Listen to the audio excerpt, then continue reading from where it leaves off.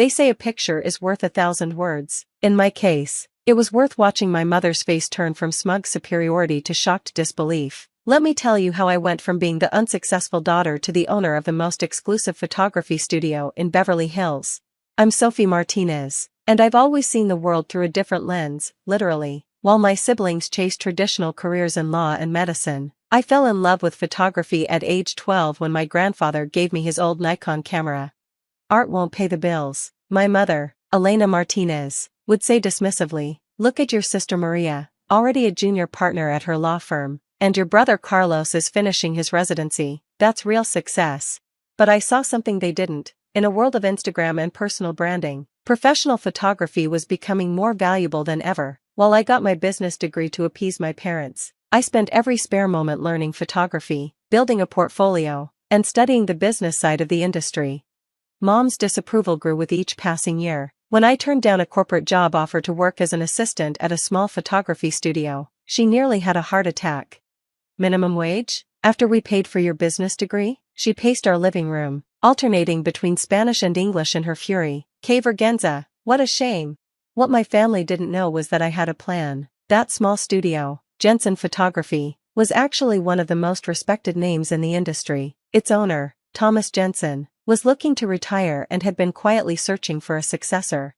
I worked 18-hour days, learning everything I could: studio management, client relations, lighting techniques, marketing. I absorbed it all. My savings account stayed empty as I invested every penny in equipment and training. 3 years passed. Maria got married in a lavish ceremony that nearly bankrupted our parents, but they considered it worth it for their successful daughter. Carlos finished his residency and joined a prestigious medical practice. Meanwhile, I was still just a photographer. Then came the moment that changed everything. Thomas called me into his office one Friday evening. "Sophie," he said, sliding a folder across his desk, "I'm retiring next month. I want you to take over the studio." My heart stopped. "Mr. Jensen, I can't afford to buy you out." He smiled. "Read the folder." Inside was a proposal that would change my life. Thomas would finance 80% of the purchase price, allowing me to buy him out over 10 years. He'd seen something in me that reminded him of himself when he started, raw talent combined with business acumen. "You understand both the art and the business," he said. "That's rare. Don't waste this opportunity." I signed the papers that night. The transition was kept quiet. Thomas wanted me to establish myself before making any announcements. We renovated the studio, upgraded the equipment, and rebranded to Luminous Moments Photography. I added new services catering to social media influencers and corporate clients, while maintaining our reputation for high-end family portraits. Within a year, our revenue had doubled. Celebrities started booking sessions, magazines featured our work, but I kept my success quiet from my family, partly because I was too busy, but mostly because I was tired of their judgment. Then came the annual Martinez family reunion. Mom had been planning it for months, determined to showcase her successful children to our extended family. "We're doing professional family photos," she announced in our family group chat, "at the best studio in Beverly Hills, Luminous Moments. Very exclusive, very expensive. Maria's law firm uses them for their corporate headshots." My heart skipped a beat as I read the message. "Everyone needs to contribute $500 for the session," Mom continued, "except Sophie. Of course, this photo shoot is for successful family members only." Maria chimed in, "Sorry sis, but Mom's right. This is a premium studio. The photographer charges thousands per session. Maybe next year when your career improves." I watched their messages flood in, each one more condescending than the last. "Carlos suggested I could help by taking behind-the-scenes photos with your little camera." The day of the photo shoot arrived. I watched through the security cameras as my family pulled up in their luxury cars, dressed to impress. Mom led the group, wearing her finest designer outfit, ready to orchestrate her perfect family portrait. They walked into the reception area, where my senior staff greeted them professionally, not letting on that they knew exactly who these people were. "Mrs. Martinez," my receptionist Sarah said smoothly, "welcome to Luminous Moments. The owner will be out to meet you shortly." "The owner?" Mom preened. "How lovely. I've heard they're very selective about their clients." "Oh yes," Sarah replied, fighting back a smile. "Very selective indeed." My family settled into the luxury waiting area, admiring the stunning portraits on display, all my work, though they didn't know it yet. "Look at these photos," Maria gushed. Sophie could never produce work at this level. That was my cue. I stepped out of my office, wearing my usual professional attire, a sleek black suit that Mom had once criticized as too expensive for a struggling photographer. The look on their faces was priceless. "Welcome to Luminous Moments," I said calmly. "I'm Sophie Martinez, owner and head photographer." Mom's jaw dropped. Maria's designer handbag slipped from her fingers. Carlos actually took a step backward. This is impossible," Mom stammered. You're just a photographer?" I finished for her. "Yes, I am. I'm also the owner of the best studio in Beverly Hills, your words, I believe." I gestured to the wall behind them, where my name was elegantly displayed in gold letters, Sophie Martinez, owner head photographer. But how? Maria found her voice. "This place is worth millions. 3.5 million, to be exact," I said. "And yes, I own it, all of it. Those premium rates you mentioned, they go straight to my company's bottom line. That very exclusive reputation, I built that." Dad, who had been quiet until now, stepped forward. "Mija, why didn't you tell us? Would you have believed me?" I asked quietly. "When have any of you ever taken my career seriously?" The silence was deafening. "Now," I continued, "all business. You've booked a family portrait session. The rate is $5,000, not $500. Someone must have misread the zeros. Shall we proceed, or would you prefer to cancel?" Mom's face fluctuated between embarrassment and anger. $5,000? That's the standard rate for our celebrity clients," I finished. "Though for family, I suppose I could offer a discount." I paused. "Oh wait, this photo shoot is for successful family members only, isn't it?" Maria had the grace to look ashamed. Carlos studied his expensive shoes. Mom opened and closed her mouth several times, but no words came out. I let them stew for a moment before speaking again. "The session is on the house, consider it my contribution to the family reunion, but first, we're going to have a conversation about respect, success, and the different forms it takes." For the next hour, I showed them around my studio, the state-of-the-art equipment, the celebrity client list, the magazine features, all of it. With each revelation, their perception of their struggling daughter crumbled further.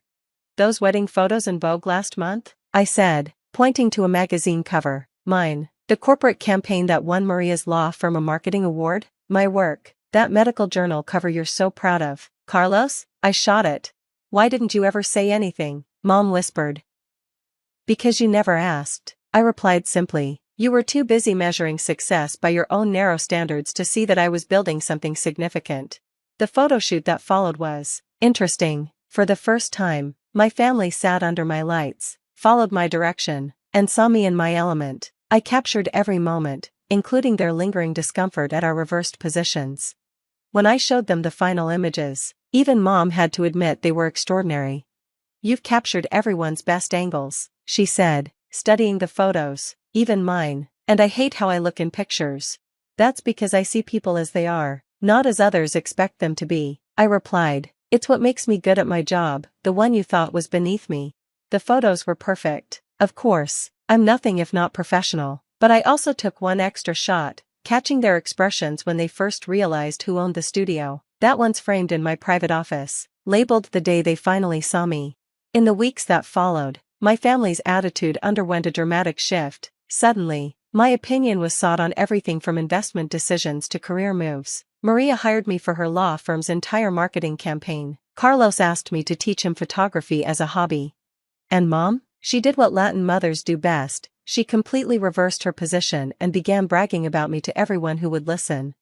"My daughter Sophie? She owns Luminous Moments, you know, the famous photography studio. So talented, so successful. She gets it from me, of course."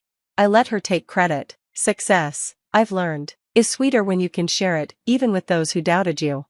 Last month, I opened our second location in New York. The invitation-only launch party was covered by major media outlets. My family attended, properly invited this time, and I watched with amusement as Mom worked the room, telling everyone within earshot about her entrepreneurial daughter who built an empire from her passion. Maria pulled me aside during the party. "I'm sorry," she said quietly, "for all the times I made you feel less than. You're not just successful, you're extraordinary."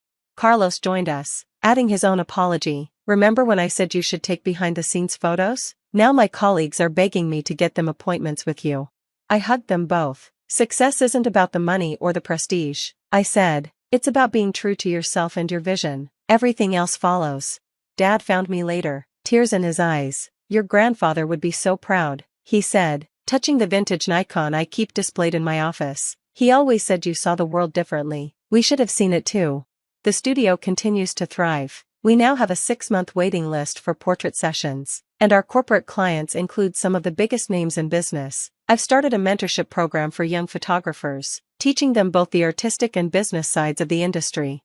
Mom still introduces me as her famous photographer daughter, but now there's real pride in her voice, not just social climbing. She's even started taking smartphone photography classes, sending me her attempts at artistic shots with endearing enthusiasm.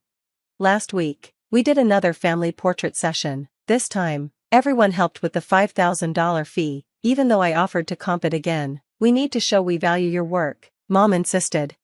As I set up the lights and positioned my family, I thought about that day when they first walked into my studio, unaware that the struggling daughter they'd excluded had built the very success they wanted to borrow. Everyone say success, I called out from behind the camera.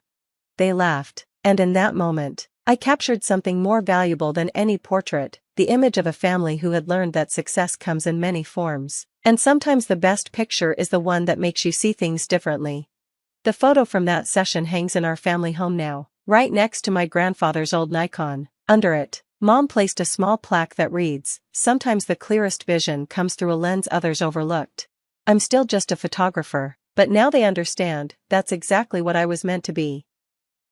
Immersed in the tranquil sanctuary of my library, I was lost among centuries-old tomes when my brother Walter's voice unexpectedly pierced the silence. "Still burying yourself in these old books, Melissa? Don't you ever tire of missing out on life?"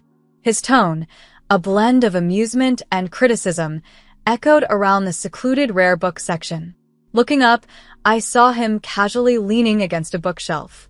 Dressed sharply in a designer suit, he stood in stark contrast to my simple librarian outfit. His familiar smirk, unchanged since our childhood, seemed to taunt me silently, an embodiment of his perpetual arrogance. "Hello, Walter." I responded with a composed tone, carefully placing the antique book back into its protective case. "I didn't expect to find you here." "He sent me to check on you," he continued, straightening up. "Mom's worried you'll make a scene at their anniversary party tonight." Walter scanned the library with evident disdain. A librarian in the family? Dad's still trying to explain that to his friends at the club. "I'm Melissa Thompson, the 36-year-old head librarian at the city's central library. To my family, whose wealth spans generations, my career choice remains a source of discomfort. Little do they know, my quiet life among the books conceals more than they could imagine." "I'll be there," I assured him, standing tall. "And I'll dress appropriately." "Make sure you do," he replied, adjusting his shiny new Rolex. "It's a big night. I'll be announcing my latest business acquisition. Thompson Industries is now a major conglomerate." "That's wonderful, Walter." "Congratulations," I said, managing a neutral expression despite the clenching of my fists. "Thanks," he replied, his tone devoid of genuine warmth. "You know, there's still time for you to join the real world. Our corporate library could use someone like you. At least then you'd be doing something worthwhile." His condescending remark about my knowledge couldn't dampen my spirits. Smiling, I thought of the encrypted laptop secured in my office and the secret meetings I held under an alias. "I'm quite happy where I am," I told him firmly. He shrugged, already disinterested, and reminded me, "Remember, 6 o'clock sharp. And try not to bring any books this time." After he left, I waited a few minutes before returning to my office. It appeared typical for a librarian's workspace, but hidden within were the latest security systems and a high-powered, custom-built computer. Locking the door, I booted up my laptop and connected to a secure server. Immediately, video calls from Osaka, Paris, and Boston awaited. "Good morning, Miss Thompson," greeted my assistant through the clear connection. "The Lawrence deal is ready for final review." "Thank you, Lauren," I responded, reviewing the documents on my screen. "Has legal finalized their assessment?" "Yes, the terms are solid. We're ready to proceed when you are." Checking my watch, I noted there were still 6 hours until my parents' anniversary celebration. Schedule the signing for tomorrow morning, Lauren.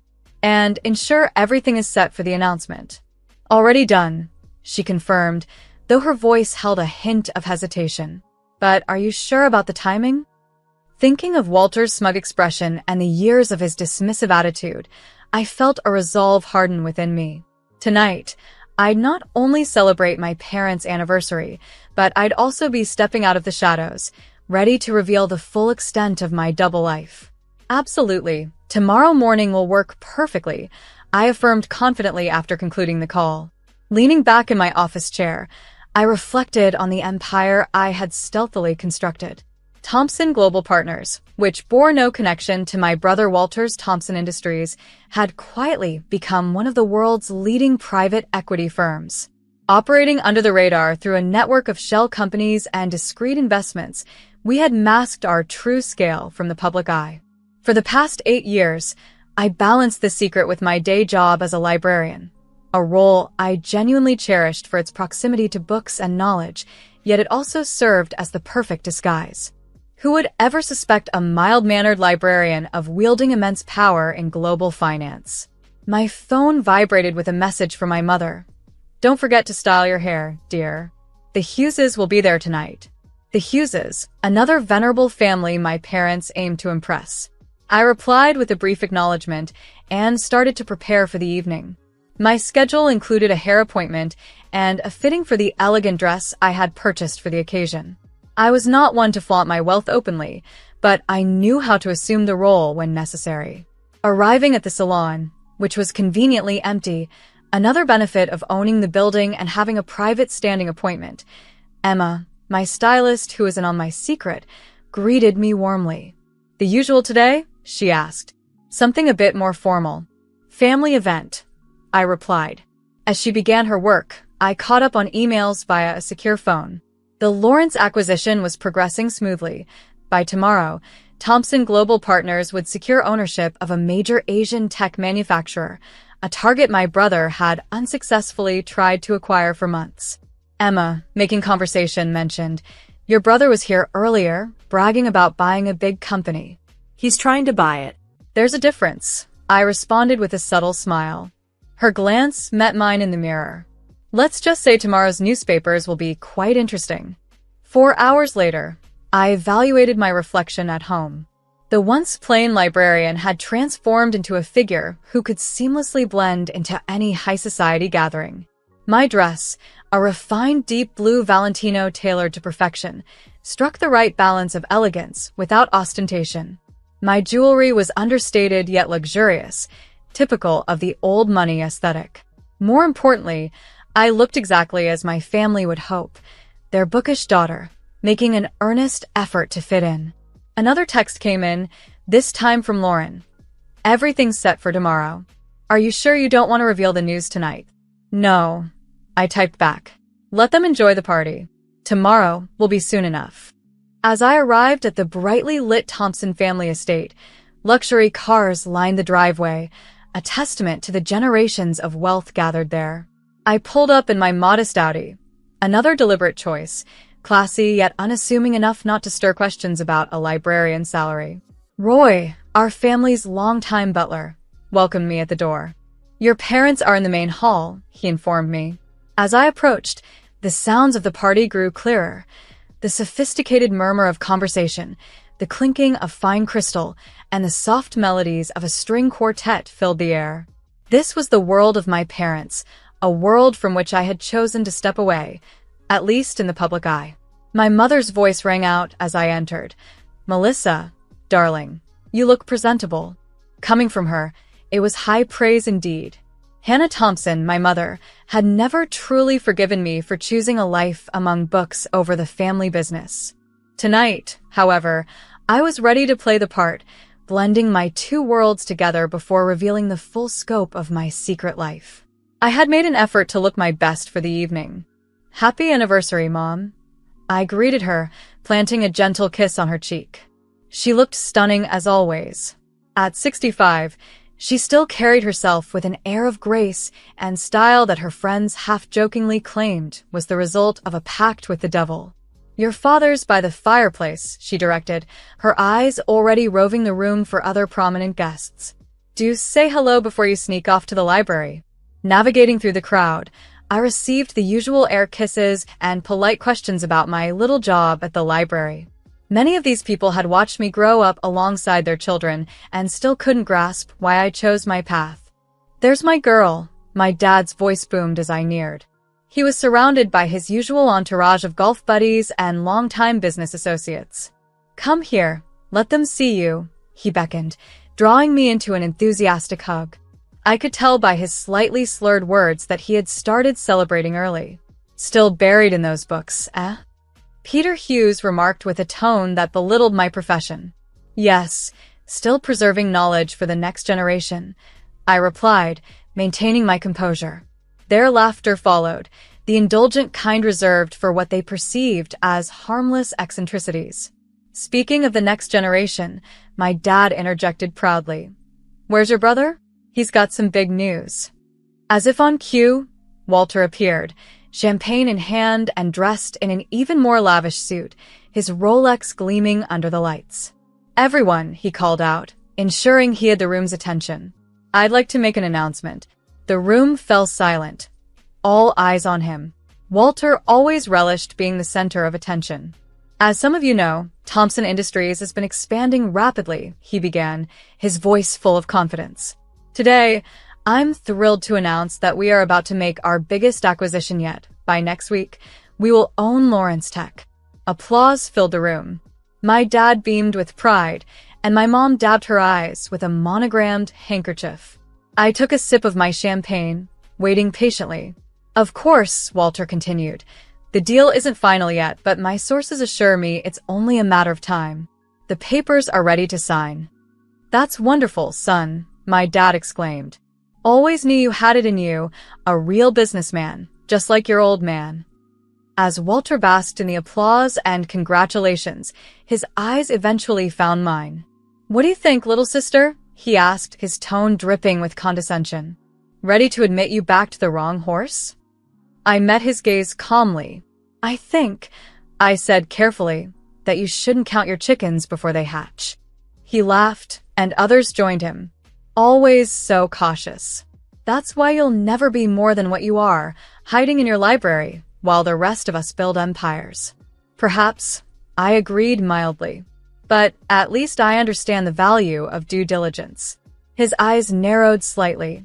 Walter never liked it when I used terms he deemed too intellectual, viewing it as a challenge to his smarts. Due diligence, he scoffed. I've got the best lawyers in the business. Everything's taken care of. I just smiled and raised my glass. Then, I guess you'll see tomorrow, won't you? My tone hinted at something more, causing a frown to crease his forehead. Before he could question further, our mom called everyone to dinner. The dining room was a vision of old-world elegance, gleaming mahogany, priceless china, and crystal that had been in the family for generations. As we moved towards the dinner, I felt a mix of anticipation and satisfaction. Tomorrow would indeed be interesting. Taking my seat at the far end of the expansive dinner table, I couldn't help but chuckle silently at the seating arrangement. Clearly, I was tucked away from the evening's esteemed guests, a subtle snub that didn't escape my notice. As the appetizers were served, Walter dominated the conversation at the other end, boasting about his business acumen. I engaged minimally, offering polite responses when necessary. Otherwise, I focused on the delightful cuisine. Beside me, Mrs. Hughes leaned in, her voice low with a hint of bewilderment. You were so bright in school, Melissa. You could have been anything. Why devote your life to books? I paused, knowing that in just a few hours, everything about how she viewed me could change. But for the moment, I remained the understated librarian. Books are far from a waste, I explained calmly. They teach us to see beyond the surface, to understand that things aren't always as they appear. She shook her head, clearly unsatisfied with my response. Well, at least your brother is carrying on the family legacy, she sighed. It must be difficult to watch him succeed while you linger in his shadow. It's not as tough as you might think, I replied, a subtle hint of amusement in my voice. Dinner continued with a mix of subtle jabs and backhanded compliments. I had become adept at letting such remarks slide off me, like rain off a slicker. As dessert was served, Walter stood up to make another announcement, his glass raised high. "Here's to Mom and Dad, who taught me everything about the business and showed me what success looks like." He paused, his gaze shifting towards me. "And to my sister, who, well, shows that not everyone is cut out for the business world." The room emitted a polite chuckle. I toasted along with them, my mind racing ahead to the documents set to alter the course of Thompson Industries and my press release scheduled for the morning. Later, Walter cornered me by the dessert table. "Enjoying the party?" he smirked. "It's lovely," I replied, masking my anticipation. "Mom and Dad must be thrilled."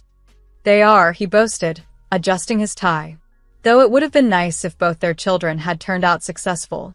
I selected a chocolate truffle, examining it as if it held the secrets of the universe. "You know, Walter, success isn't always about who makes the most noise." He snorted dismissively. "No? Tell that to my bank account. How much does a librarian make these days, anyway?" "Enough to buy these shoes," I replied, glancing down at my carefully chosen footwear. "I'm good with money, you know." He finished his champagne in one gulp. "Well, this has been fun, but I've got people to see and deals to close. Big day tomorrow with that Lawrence deal." As he walked away, I pulled out my phone and quickly texted Lauren, "Everything ready for tomorrow?" Her reply was instant. "All set. The press release goes out at 8 a.m. sharp. Want me to send you the final numbers?" "No need," I replied, a smile playing on my lips. "I'll see them in the papers along with everyone else." The party wound down around midnight, and as I made my rounds of goodbyes, I endured one last volley of condescending remarks about my career choices. "You really should consider Walter's offer," my mother suggested as I kissed her cheek goodbye. "A corporate library would be so much more suitable for you." "I'll think about it," I lied smoothly, knowing full well my path lay in a different direction. As I drove home, I contemplated the seismic shift that the next day would bring. For 8 years, I had built my empire in secret, while my family regarded me as the disappointing daughter who chose books over business. Tomorrow, they would discover just how wrong they had been.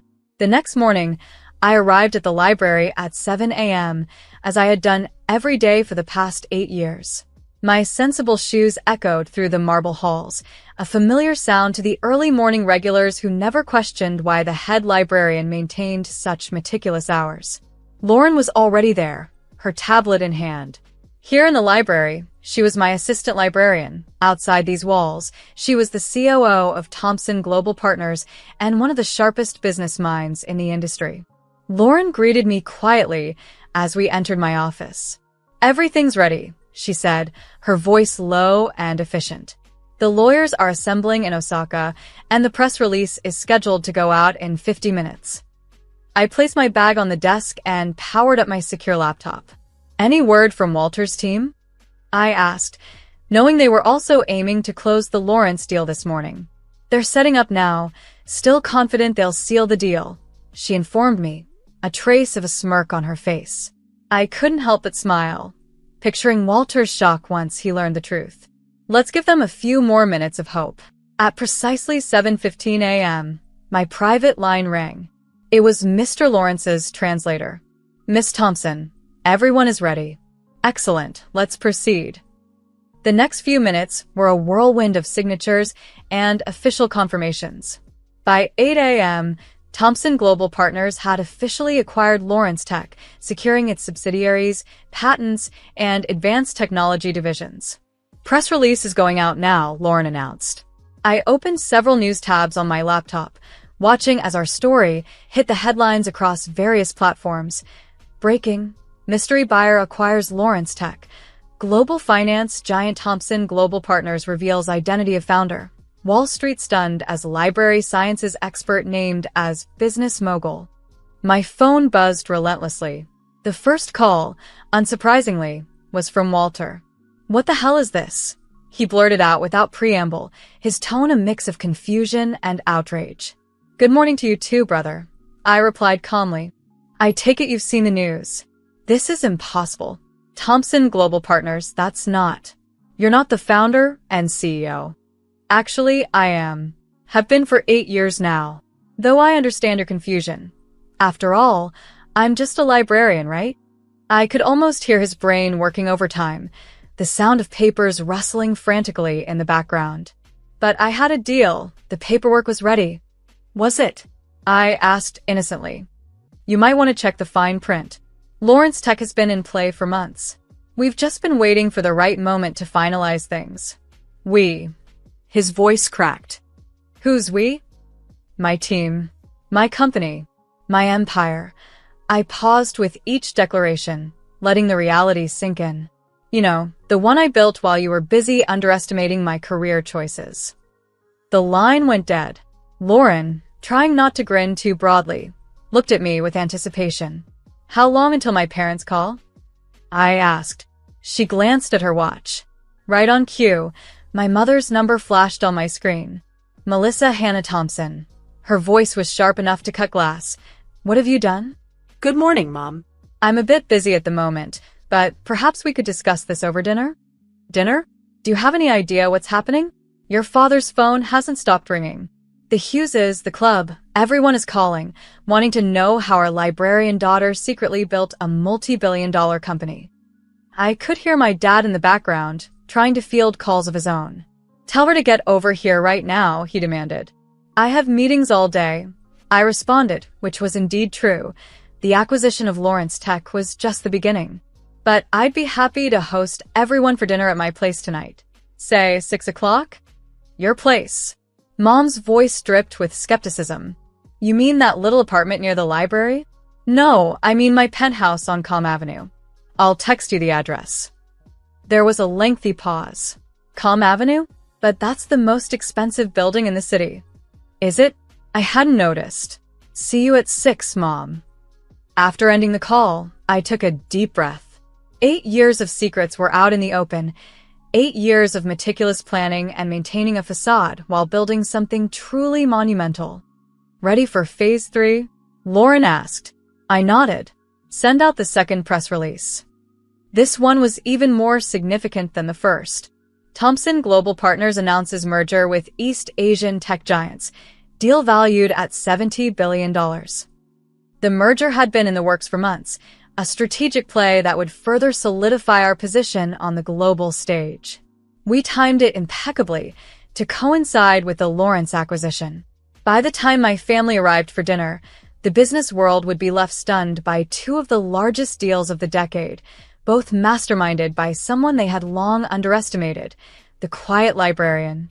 The day unfolded in a series of meticulously planned activities, including meetings, interviews, and strategic sessions.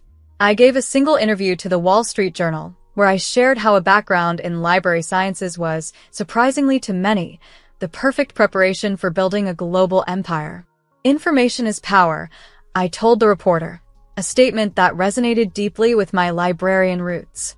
By 7:10 p.m., I left the public facade of the library behind and headed to what was truly my domain, the top-floor penthouse on Calm Avenue that had been my actual home for the past 6 years. Although I maintained a modest apartment near the library to preserve appearances, it was here in the penthouse where my life's real work took place. My private elevator opened into a sprawling space that dwarfed Walter's corporate headquarters, with floor-to-ceiling windows offering a breathtaking view of the sea, and technology that connected me to my operations globally. Lauren had arranged for dinner to be catered by the city's top restaurant, another asset under the Thompson Global Partners umbrella. The dining room was set with the sort of understated elegance that whispered of old money and deep pockets. At precisely 6 p.m., my family arrived. Walter was the first to step out of the elevator, his swagger replaced by a barely contained fury. Mom and Dad followed, both appearing shell-shocked. Even Roy, the faithful butler, seemed at a loss, struggling to reconcile the image of the family's underachiever with the reality of one of the city's most affluent individuals.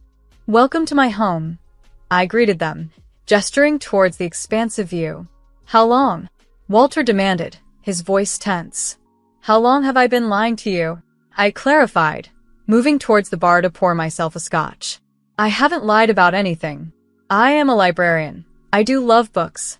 I also just happen to run a global financial empire. But why? Mom collapsed onto one of the Italian leather sofas, bewildered. Why the deception? Why let us believe that I was a failure?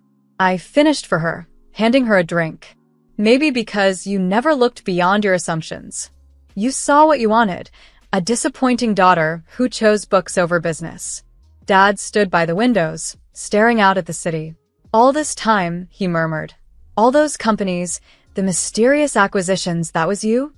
Thompson Global Partners, Walter said flatly. The competition everyone's been trying to figure out. The shadow empire that's been reshaping the market. I couldn't help but smile. It does have a nice ring to it. However, I prefer to think of it as a knowledge empire. After all, isn't that what you taught me, Dad? Knowledge is power. He turned, looking at me with new eyes, respect replacing the usual frustration. The Lawrence deal, he said slowly. How long have you been planning that? About 8 months, I explained. Though I've owned a controlling interest in their subsidiaries for over a year. Walter's face changed from anger to disbelief. You've been playing me all this time. Not playing, Walter. Competing. Isn't that what you always wanted? A real contest to prove who's better at business? But it wasn't fair, he exploded. You had inside information, secret resources. Inside information? I laughed, the sound echoing around the plush room. You mean like the kind you brag about getting from your golf buddies? The deals you close on private yachts and at exclusive resorts? No, Walter. I built my empire with nothing but intelligence, hard work, and an understanding of how crucial information flows. Setting my glass down with a soft clink, I looked around at my stunned family. This empire was built on skill and strategy, not just capital and connections. It's not just about who you know, but what you know and what you do with that knowledge. At the small library that shaped my intellect, I gained an advantage not obvious to others. One evening at dinner, amid palpable tension, my mother observed our luxurious surroundings, noting my apparent affluence. My father, lost in thought, seemed to be reevaluating his past business decisions. Breaking the silence, my mother commented on the elegant dinner setting, linking it to my lavish spending. I lightheartedly redirected her focus to the essentials. My brother Walter, clearly uneasy, questioned my future business moves. I proposed a partnership, explaining that his company needed modernization and a global perspective which I was ready to provide. Although surprised, my father supported the idea, recognizing it as an opportunity for Walter to engage in something significant. As dinner progressed, it became a moment of revelation and reconciliation. I shared the journey of building my company, leveraging my time at the library as a perfect cover. Walter's initial skepticism shifted to admiration and engagement in our potential partnership. Towards the end of the evening, my mother questioned why I chose to reveal everything now. I explained the importance of showing that success doesn't always conform to traditional symbols like suits and luxury watches. Walter added that it's also a reminder not to judge superficially.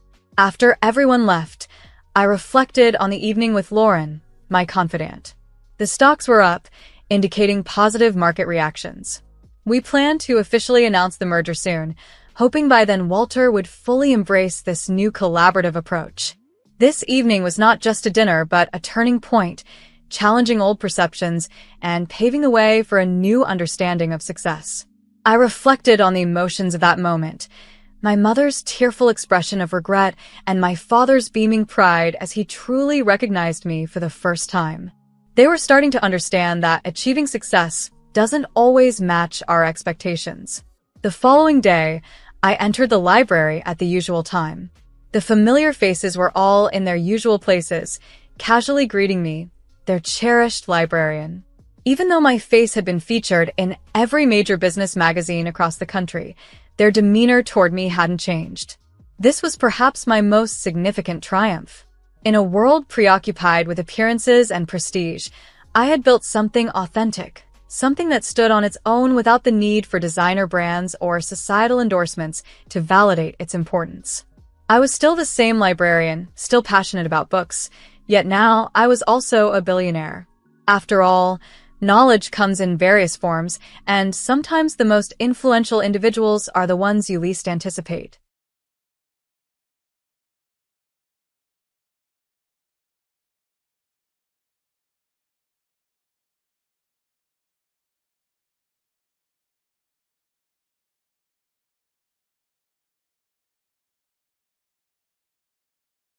The annual Anderson family reunion invitation lay on my desk, shimmering with gold-embossed lettering as the morning sunlight poured through the expansive windows of my penthouse. For 17 years, I had woven a tapestry of illusions on the verge of unraveling, and the catalyst wasn't even of my choosing. I picked up my phone to read the email that had set everything in motion. Forbes Around 50, the new face of digital art. Anna Anderson's NFT empire reaches $10 billion valuation. The article was slated for release tomorrow, just 3 days before the reunion. My meticulously crafted facade was about to crumble, and I was powerless to stop it. "Miss Anderson," my assistant's voice buzzed through the intercom. "Your brother Stephen is on line 1 again." Of course, Stephen had been relentless, bombarding me with calls ever since the press release was distributed. I took a deep breath and answered the phone. "Hello, Stephen." "What the hell, Janet?" Stephen's voice was devoid of pleasantries. "I just got a call from Business Insider asking for a comment about my billionaire sister. Care to explain?" I leaned back, gazing at the New York skyline. "You might have to wait for the article, like everyone else." "Cut the crap," he retorted sharply. I chuckled, despite the tension. "Worried, Stephen? Is that what you call their incessant lecturing about real jobs and snide remarks about wasting potential?" They were trying to help. No, they were trying to control. Just like they tried with you. But you never broke away from their script. The line went silent. Stephen, always the obedient son, had done everything by the book, business school, MBA, joining our father's firm. He was the golden child who never deviated. "Just tell me one thing," he finally said, his voice strained. How long? How long have you been hiding this?" I stood and walked to the window, watching a private helicopter touchdown on a nearby rooftop, by helicopter. "Remember when I moved into that tiny studio in Newark? When you thought my digital art was just a phase?" He hesitated, then said, 17 years ago. Exactly. By the time Dad was dismissively telling everyone at Christmas dinner about my phase, I had already made my first million. Stephen was silent, likely recalculating everything he thought he knew about me. "You still borrowed money for rent and drove that beat-up Honda until last year." "I never borrowed money, Stephen. I asked them to invest in my venture, and they refused, loudly. The Honda was a choice, just like the penthouse, the private jet, everything I kept hidden. Private jet." His voice cracked. "The Forbes article will list $10 billion, but that's on the low side. The actual figure is closer to $14 billion. The stunned silence from Stephen was palpable. I could almost picture him, speechless, trying to wrap his head around the magnitude of what I had achieved under their noses. "Now, if you'll excuse me, Stephen, I have other calls to make." I hung up, a bittersweet smile on my lips, ready to face the revelations and the reunion head-on. The illusion was over, but my reality was just beginning. I continued, "I have a board meeting to attend." "Oh, and Stephen, I'll see you at the family reunion. I'm thinking of making quite the entrance." I hung up before he could reply and pressed the intercom. "Rebecca, is everything set for the reunion?" "Yes, Miss Anderson. The jet is fueled and ready. The car service has arranged for all family members to be picked up in Rolls-Royces. The venue has been updated to your private island as requested, and the NDAs for all staff are prepared." "Perfect," I responded, picking up the reunion invitation once more. For 17 years, I'd played the part they assigned to me. The quirky artist who couldn't quite grasp the real world, the daughter who needed endless lectures on financial prudence, and the sister pitted and patronized at every family gathering. But not this time. My phone buzzed with a text from my youngest sister, Amy. "OMG, Janet, please tell me this Forbes thing is a joke. What's going on?" I left it unanswered. Amy never missed a chance to flaunt her six-figure salary at every family gathering. Amy, who delighted in pointing out how she had made it while her big sister was still finding herself. The intercom buzzed again. "Miss Anderson, your parents are both on the line. Tell them I'm in a meeting," I replied, checking my watch. "And Rebecca, call the helipad. I think I'll take the chopper to the board meeting today." As I gathered my things, my thoughts drifted back to the day it all began, the day I chose to keep my success a secret from my family. It was 17 years earlier, and my father's voice boomed across the dinner table. "Digital art isn't real art, Janet. And this NFT nonsense? It's just a fad, a scam. Nobody's going to pay real money for pictures on a computer."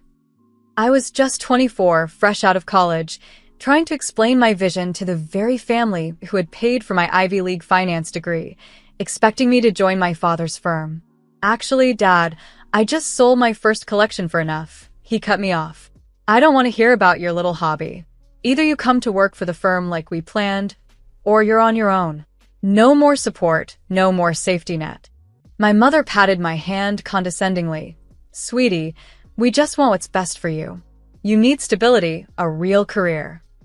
I looked around the table at their faces, my father's disappointment, my mother's concerned frown, Stephen's smug smile, Amy's barely concealed disdain. That was the moment I made my decision. I wouldn't tell them about the $100,000 sale, the 3 galleries interested in representing me, or the tech companies eager to collaborate. "You're right," I said, standing up. "I need to figure this out on my own." For weeks later, I moved into the smallest, cheapest studio apartment I could find in Newark. My family assumed I was struggling, living off my savings, too proud to admit defeat. In reality, I was building an empire. The first year was intense. I worked 15-hour days, honing my artistic style, mastering blockchain technology, and forging connections in the burgeoning crypto art world. My first major collection, Digital Dreams in Binary, sold out within hours, bringing in $3 million. I reinvested that money back into my business, hiring developers, creating new platforms for artists, and innovating in ways the traditional art world couldn't even imagine. The path was set, and there was no looking back. As I prepared for the reunion, ready to reveal everything, I felt a mix of anticipation and vindication. This reunion wasn't just a family gathering. It was my declaration of independence, my reveal not just as a successful artist, but as a shrewd businesswoman who had quietly, decisively, turned the tables. Every time I returned home, I drove my old Honda and wore plain clothes, perfectly embodying the role of the struggling artist they all believed me to be. "At least let me help with your rent," my mother would often suggest, worry creasing her features, while my father just shook his head in disappointment. "No thanks, Mom, I'm managing just fine." And indeed, I was more than fine. By the end of the first year, my net worth had reached $31 million. By the third year, it ballooned to $280 million. Yet, to my family, I remained Janet, the dreamer who just couldn't accept reality. Now, 17 years later, as I stepped into my private helicopter, I reflected on how it started as a minor deception had grown into an enormous secret. In 3 days, everything would change. My phone vibrated, a message from my father. "We need to talk now." I smiled and switched off the phone. They would all have to wait until the reunion. After years of discussing my supposed failures, they were about to discover my true success. I intended to make this revelation unforgettable.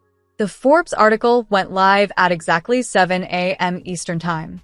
I was already up, sipping coffee in my home office, observing the unfolding chaos across my multiple screens. Digital Art Revolutionary: How Anna Anderson Built a Multi-Billion-Dollar Empire in Secret.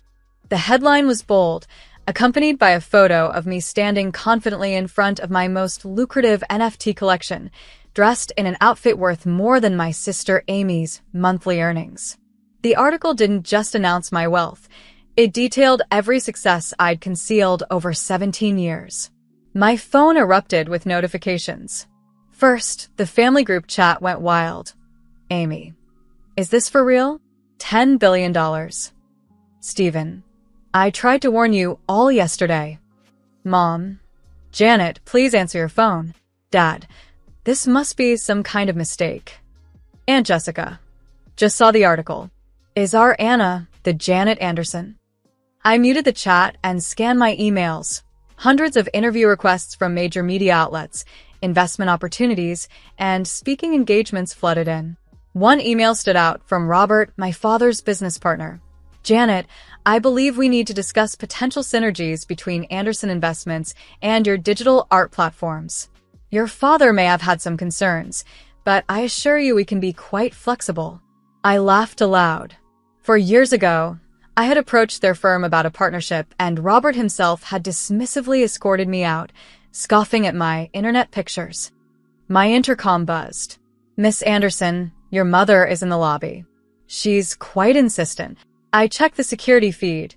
There was my mother, Shirley Anderson, impeccably dressed in her designer suit, but with an unfamiliar urgency in her eyes as she spoke animatedly with the security guard. Let her up, I sighed, ready to confront at least one family member. The private elevator opened directly into my penthouse. My mother stepped out and froze, her eyes widening as she took in the sprawling open space, the floor-to-ceiling windows overlooking Central Park, and the original Basquiat on the wall, a piece that likely cost more than their house. Janet, she breathed, her voice shaky. What is all this? This is my home, Mom. The real one, not the small apartment I use for family visits. She walked to the window, her heels clicking on the marble floor. How long have you? How did you manage? 17 years, I replied, pouring her a cup of coffee. Ever since Dad said my digital art would never amount to anything. She turned to face me, her expression a blend of confusion and pain. But you struggled. I knew what she was thinking. How could I have hidden such success? How could I have let them believe in a struggle that was never there? But it was about more than just hiding success. It was about proving I could succeed on my terms, without their expectations defining my path. Today, she would see just how far I'd come. When my mother walked into the penthouse and saw the lavish surroundings, shock was evident in her eyes. We saw it, the tiny apartment, the old car, borrowing money for rent. I never borrowed money, I corrected her gently. I asked you and Dad to invest in my company. That's different. And everything else, the apartment, the car, was all just a show. Her voice rose with emotion. You've been lying to us for 17 years. No, Mom. I just let you see what you wanted to see.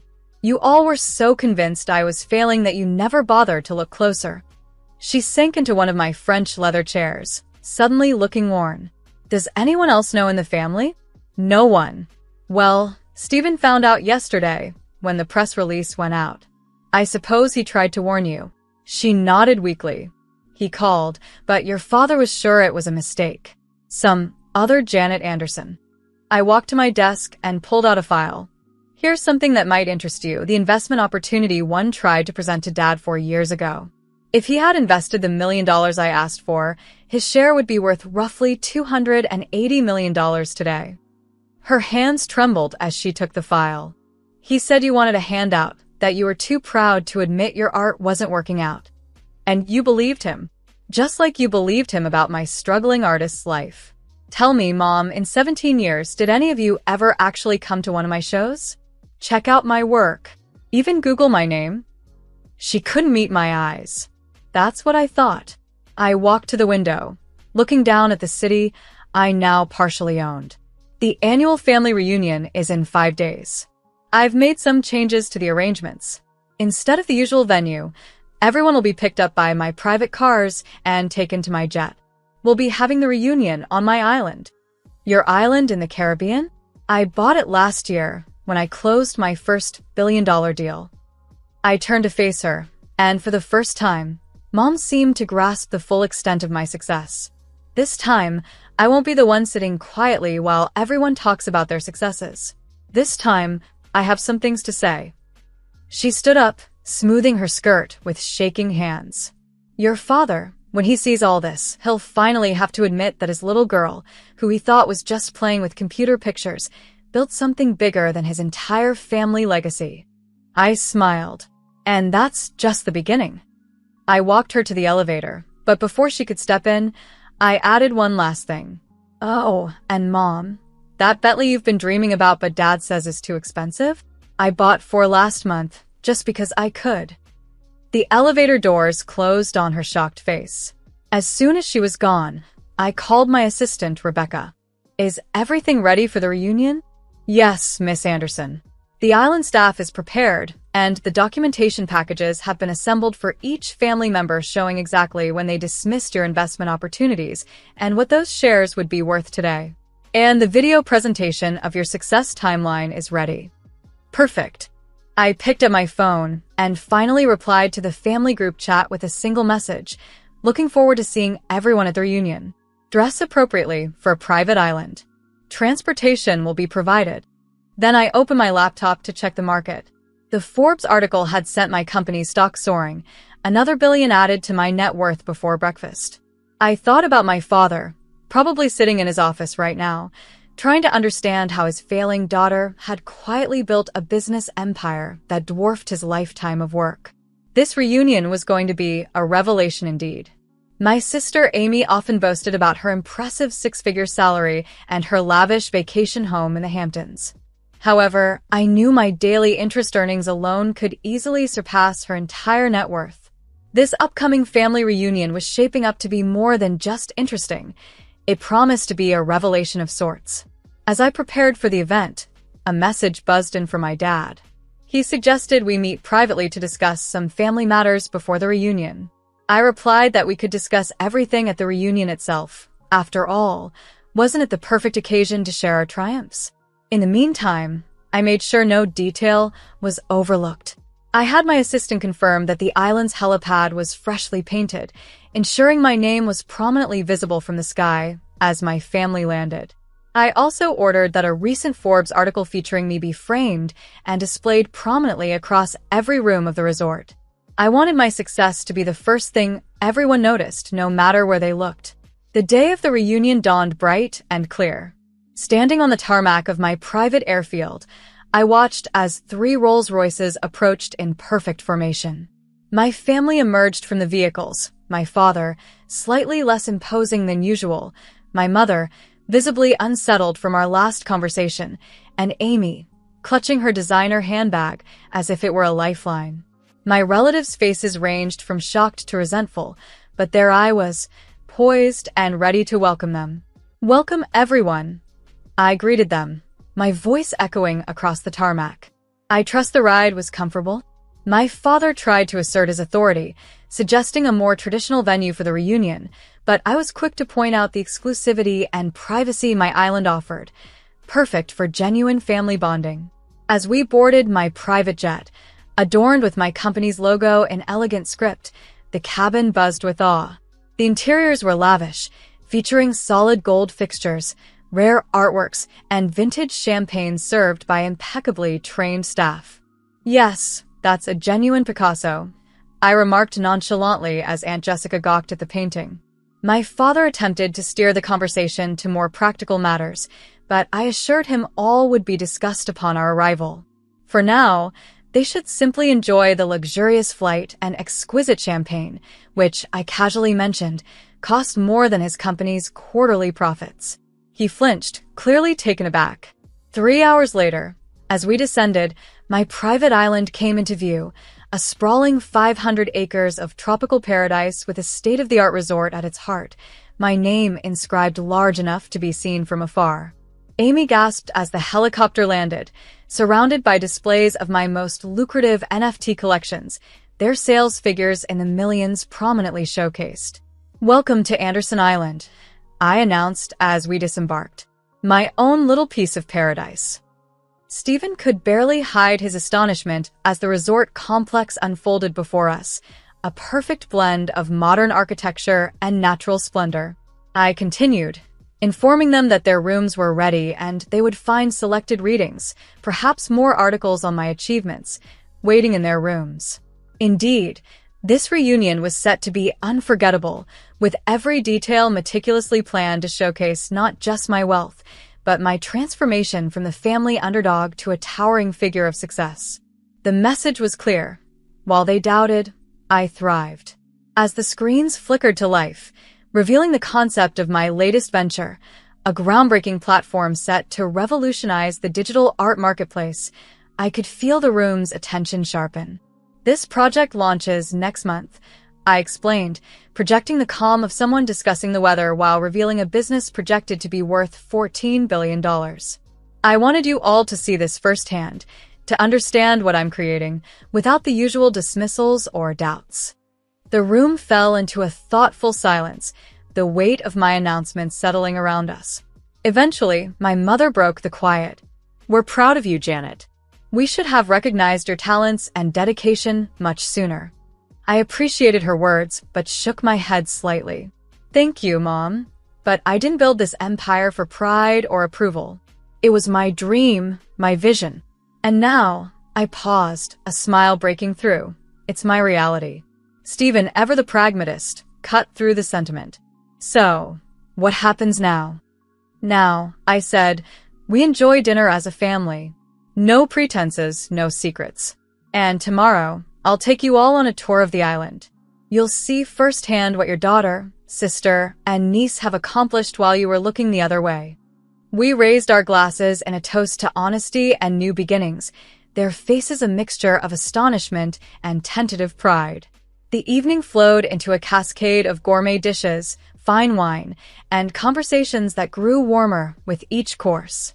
For the first time in 17 years, my family saw me, not just for what I had achieved, but for who I had always been. After everyone had retired for the night, I lingered in the dining room, the moon casting silver reflections over the ocean. Rebecca, my assistant, joined me, her voice soft. "Was it all worth it?" The big reveal. Reflecting on their initial reactions, the shock, the dawning realization, the slow acceptance, I nodded. "Yes," I said, feeling a sense of liberation that surprised me. But not for the reasons I originally thought. It's not just about proving them wrong anymore. It's about the freedom to be fully myself. "And tomorrow," I added with a smile, "we show them what the future looks like." That night, I found a note slipped under my door, written in my father's hand. It was an apology, an acknowledgement that he had underestimated me not just in business, but in life. "You didn't just succeed, you revolutionized an industry. I'm sorry I couldn't see it sooner," he wrote. I framed that note beside my first NFT sale receipt, a $100,000 testament to where I had started and the heights I had reached.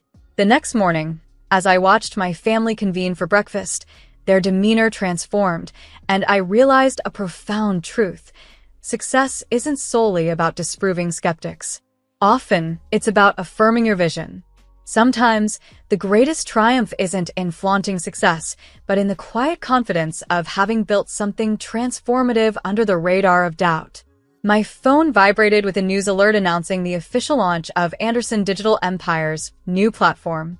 As I glanced up, I saw that this time, my family wasn't just present. They were attentive and ready to witness history in the making. No more hiding, no more pretending.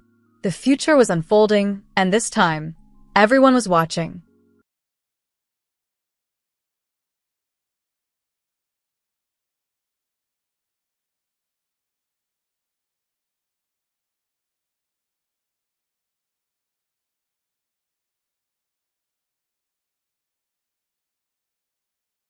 "If you don't want me to leave you, you'd better be careful, Adam." My husband, Adam, was sneering at me with an ugly smile. Next to him, my mother-in-law, Olivia, had the same creepy grin. "That's right. We'll use you as much as we can," they said. Seeing this, I had to hold back my laughter. They didn't realize the real misunderstanding was on their part. Acting like I didn't know anything, I raised my voice and said, "What? I'm not your daughter-in-law anymore. I stopped being one a month ago." A little while later, lively voices echoed from the living room. Today, relatives had gathered to celebrate the completion of our new house. The guests invited by Adam and Olivia must have been shocked by the sudden turn of events. When they rushed into the living room, their faces turned pale. "You've done something terrible." "How could you do this?" they said. But I stayed calm. "Don't worry. Everything is already set on my side. Now, the counterattack begins. My name is Jessica Jones, and I'm a nurse at a small clinic in town. I live with my husband, Adam, and my mother-in-law, Olivia. We got married a year ago when I was 32. At that time, I was working at a big hospital where I first met Adam, who was a patient there. He was in the hospital because of a broken bone. Adam seemed to fall in love with me at first sight and started chasing after me during his stay. Jessica, I've never met anyone as kind and beautiful as you. Please think about having a serious relationship with me, with marriage in mind, he said. Even after he was discharged, Adam kept expressing his feelings for me. Eventually, his confident proposal, along with the fact that he worked at a big company, touched my heart. To be honest, I also really wanted to get married. It felt like the right time to settle down. Even though our relationship was brief, it was possible to move forward quickly as we were adults. However, my dad was a bit critical of my decision. Hasn't it only been 4 months since you two met? Do you really need to rush into marriage? Are you sure there are no problems? He asked. There's no problem at all, Dad. You always worry too much, I replied. You were raised in a single-parent household, so I understand why you're concerned, he said. I had lost my mother at a young age. When I was young, my father raised me on his own. He was often busy, and now he is on a work assignment out of state. Eventually, he gave his approval for my marriage, and we had a big wedding because the Jones family has many relatives. But soon, I realized that my happiness had peaked at that moment. My dad's worries had been right all along. When we got married, Adam suggested that we live with his mother. Adam's father had passed away a few years ago, and he was worried about leaving his mother alone. Since I was raised by a single parent, I understood how important it was to care for a parent. So I agreed. I knew living together could cause problems, but before the wedding, my mother-in-law seemed friendly and cheerful. Thinking things would work out, we chose a duplex apartment, hoping it would help us live separately but close. But my expectations were too hopeful. Right after the wedding, Adam and his mother's personalities changed completely, and I found myself being treated like a servant. After we got married, I decided to change jobs to a clinic that didn't require night shifts, thinking it would be easier if I got pregnant. Knowing I had more time, my mother-in-law insisted I take on all the housework. Talking to Adam about it didn't help. He became focused on work and left everything at home to me. Take care of my mother for me. I'm tired from work. Don't bother me with such small things, he'd say. Small things? I'm really struggling here, I'd reply, but Adam didn't care. The problem is you can't handle it well. Wives are supposed to manage these things smoothly. Why can't you? He would always say. Adam, who used to be so caring before we got married, lost interest completely after. His change was deeply disappointing, and I felt drained. I never imagined I'd be in such a situation, but I couldn't bring myself to tell my dad. I didn't want to trouble him so soon after getting married. I tried to tell myself that Adam and Olivia were just stressed from the new living arrangement, but their behavior only got worse. Adam often went out drinking and rarely came home early. He started going on more business trips, spending even less time at home. But what bothered me most was that Olivia would use a spare key to enter our side of the apartment without asking, even when I wasn't home. She took my personal belongings without permission, not just jewelry and bags, but also clothes that didn't even fit her. One day, I found my expensive clothes stretched out and dumped on the floor. I almost cried, but I decided to confront her. Please don't use my things without asking. Using the spare key to come into our place when I'm not here is an invasion of privacy, I said firmly. But Olivia ignored my complaint. What are you talking about? Moving between family members' rooms is natural. There's no such thing as privacy in a family, she said. At that moment, my frustration took over. Please apologize. This is completely unacceptable, I said, trying to stand my ground. Unacceptable? What an exaggeration. I'm a person too, and there are things I won't tolerate. If I have to, I'll call the police, I replied, my voice firm. Olivia's face twisted with anger, and she shouted back, It doesn't matter. We're family after all. Enough already. I was stunned and didn't know what to say. When Adam got home, I told him what had happened, hoping he would understand. But he didn't.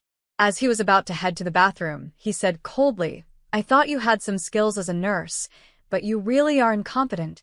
Those words hit me hard. I felt like my world was falling apart. This was too much to handle. In that moment, I knew I had to get a divorce. I didn't want to worry my dad, but I began to think about how to bring it up and how to stand up to both Adam and Olivia. A few days later, Adam suddenly brought up the idea of buying a house. He was very excited about building a custom home to his taste, and I pretended to go along with it. Might as well let him build the house he wants, I thought. The harassment from Adam and Olivia continued, and I became more and more disheartened. As the new house was almost finished, it was a month before the move. "Next month is the move. Are you done packing?" Adam asked. "It's almost finished. I've put away the clothes and dishes we don't use anymore," I replied, pointing to the stacked boxes in the corner of the room. Adam smiled widely. "Good for you. I'll take you to the new house too. Someone as useless as you can be grateful that you're going," he said. But by then, I had already made up my mind. "I'm not going with you." "Please, I want a divorce," I said, my voice calm but firm. "What?" he snapped, clearly not expecting this. "I'm done being a servant for you and your mother. I want a divorce," I repeated. The moment I said those words, Adam's face twisted with rage. He raised his hand, and before I knew it, I was on the floor from the force of his slap. "Don't get cocky. You're not a house servant or a wife anymore. You're a maid. Pay $300,000 to celebrate the new house maid," he yelled. I held my cheek where he had slapped me, looking up at him in shock. I couldn't believe how cruel and inhuman he had become. Adam raised his hand again, but this time, he also lifted his foot, ready to strike me further. His words were like knives, cutting me deeply as he mercilessly insulted me. I just put up with everything on the surface, but inside, I was planning my revenge. I wasn't satisfied with just getting a divorce anymore. Adam didn't notice me smirking as I crouched down. A month later, we moved into the new house. It was a custom-designed house that Adam had carefully planned. The house had a big bedroom with a single bed, a fitness room, a study, and a bedroom and hobby room for Olivia. But, of course, there was no room for me. Even a single stool in the kitchen was considered a luxury, as Adam had said. Adam was very proud of his work. Adam's attention to detail shines through. "How wonderful this house is. Your mother must be so happy to live here," he said, satisfied. "This makes me a proper adult now. I'm glad I could do this for my mother." I watched their shallow display of affection, but I kept a cold, distant look. I whispered softly, "Well, what a wonderful thing. I'm sure the relatives will be surprised by this." It was a small trap I had set. As I expected, Olivia immediately took the bait. "That's a great idea. Why don't we invite all the relatives to see this beautiful house? Let's have a party to celebrate the new house," she said eagerly. "Yes, let's do that. Maybe I'll boast to my uncle and cousins too," Adam added. Excited, the two of them contacted their relatives and began planning a big housewarming party. Olivia, who loved to show off, busily prepared for the event, using me to do most of the work. The first big event in the new duplex finally took place. About 15 people, mostly relatives from the Jones family, gathered. With so many people, the house was filled with lively chatter. Olivia dressed up stylishly to welcome the guests at the entrance, while Adam proudly showed off the house. As expected, the pair who loved to show off made sure everything was perfect. The interior was decorated with elegant touches, soft lighting, and houseplants, creating a pleasant atmosphere. The table, decorated with flowers and fruits, was set with fine Chinese ceramics. Classical music played in the background from Adam's home theater, where a screen displayed beautiful foreign landscapes. It was like a hobbyist's dream. Meanwhile, I was busy cooking in the kitchen. Adam's clueless relatives saw me working hard and commented, "Jessica, you're doing so well. Adam is lucky to have a wife as beautiful and hardworking as you." "That's not true," I replied, forcing a smile. Just then, Adam came over to me. "Come over here," he said, without explaining why. Okay," I answered, feeling uneasy. Even though I was still in the middle of cooking, he grabbed my arm and led me to another room. Soon Olivia followed, giving me a stern, cold look. "I saw you looking happy when my uncle praised you," Adam said. "That's not true," I replied. "Don't lie." "You were smiling," he said, looking down at me with a cold sneer. "If you don't want me to abandon you, be careful." Olivia, standing next to him, was laughing too. But I didn't let it bother me because I had a plan. I quietly glanced at the wall clock. It was almost time for my plan to begin. With a playful expression and tone, I said, "What? I'm not a daughter-in-law anymore. That ended a month ago." What? They both stared at me, shocked. I stood up confidently. "Do you remember what Adam said a month ago? That I'm no longer a wife, but just a maid? Olivia, you've been treating me like a maid too. So, you don't see me as a daughter-in-law either, right? What are you trying to say?" Olivia snapped. As I started speaking, the atmosphere shifted. Adam seemed thrown off and couldn't hide his confusion, while Olivia was still snorting beside him. "Yes, exactly," she said. "Since you're useless as a daughter-in-law, we treat you like a maid." While she said this, I could hear murmurs coming from the living room.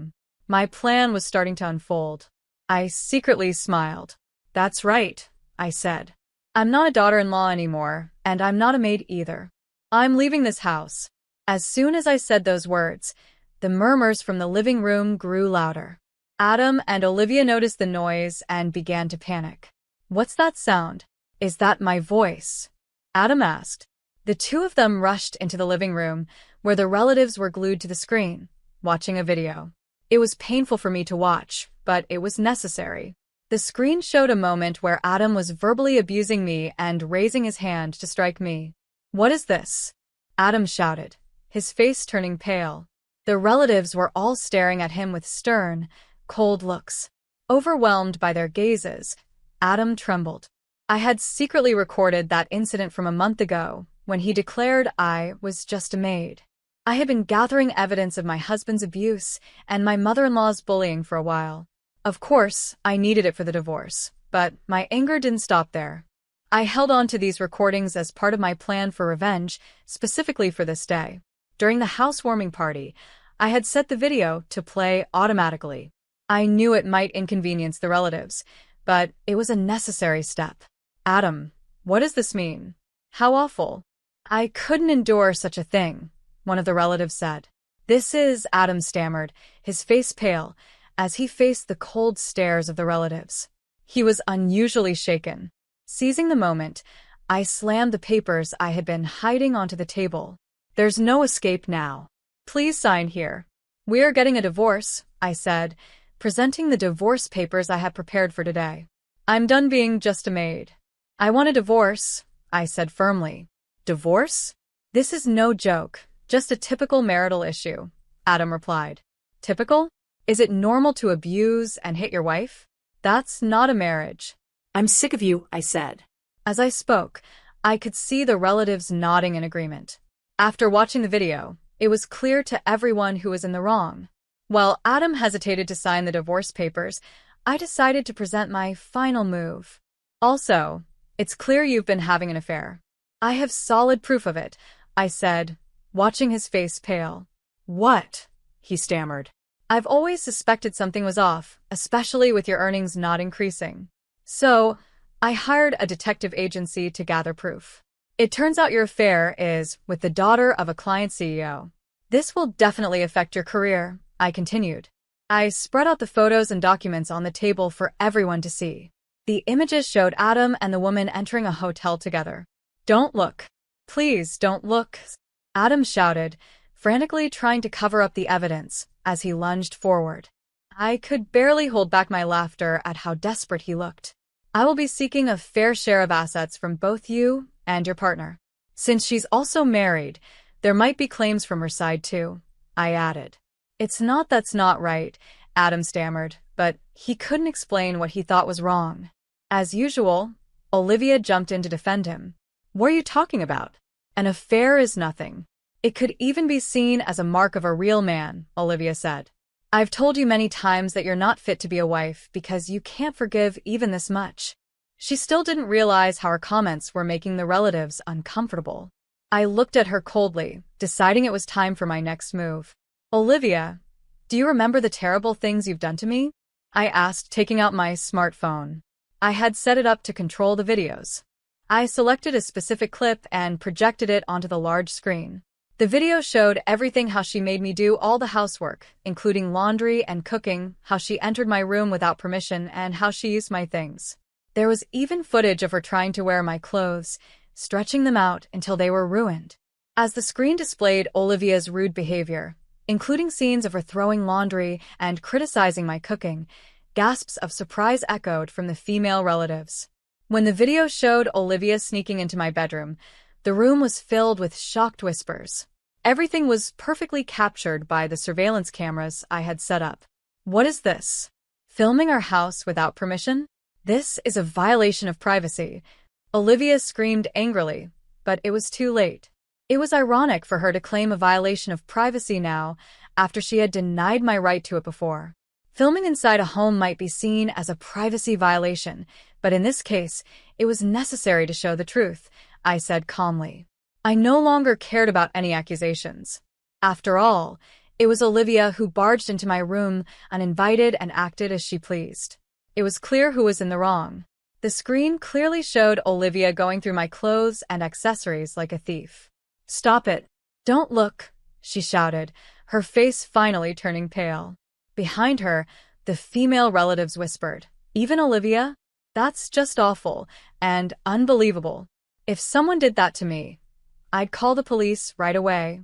Their criticisms grew louder, and Olivia became more flustered. I pointed at her and spoke loudly.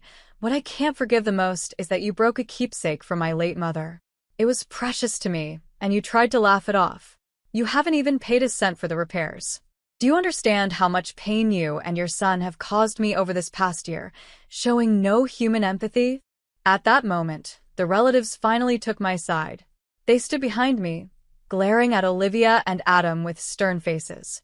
"Olivia, Adam, apologize to Jessica," one of them said firmly. "That's right. Don't you feel any shame for what you've done?" added another. Though Adam and Olivia were still hesitant, the pressure from the relatives finally made them apologize. I'm sorry, they said, but their words were hollow and insincere. Still, I decided to accept the apology in front of everyone.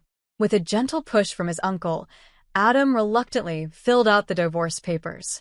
After he signed, I felt a wave of relief and thanked the uncle. "Don't worry. If there's anything I can help with in the future, please don't hesitate to ask," he said. "You've been through a lot, and if you need anything moving forward, I'll be here to support you. Just get in touch." "Thank you," I said. To be honest, I had been worried because they were Adam's relatives, but in the end, they saw that his and Olivia's actions were not normal. Before I left the house, some of them even gave me their contact information, offering support if I ever needed it. After the relatives left, only a defeated-looking Adam and Olivia remained. I felt so much lighter. In the quiet that followed, Adam was the first to speak. "As expected, you've done something outrageous. How could you do this?" he said, his voice shaking with anger. Olivia, too, turned her surprise into anger, but their words no longer affected me. "This is what people mean when they say you reap what you sow," I said calmly. "I'm going to submit the divorce papers now. I'll also take my belongings soon." "I won't allow that. Give me the divorce papers," Adam shouted, trying to grab the signed papers from me. But at that moment, someone stepped out from behind me, stopping him.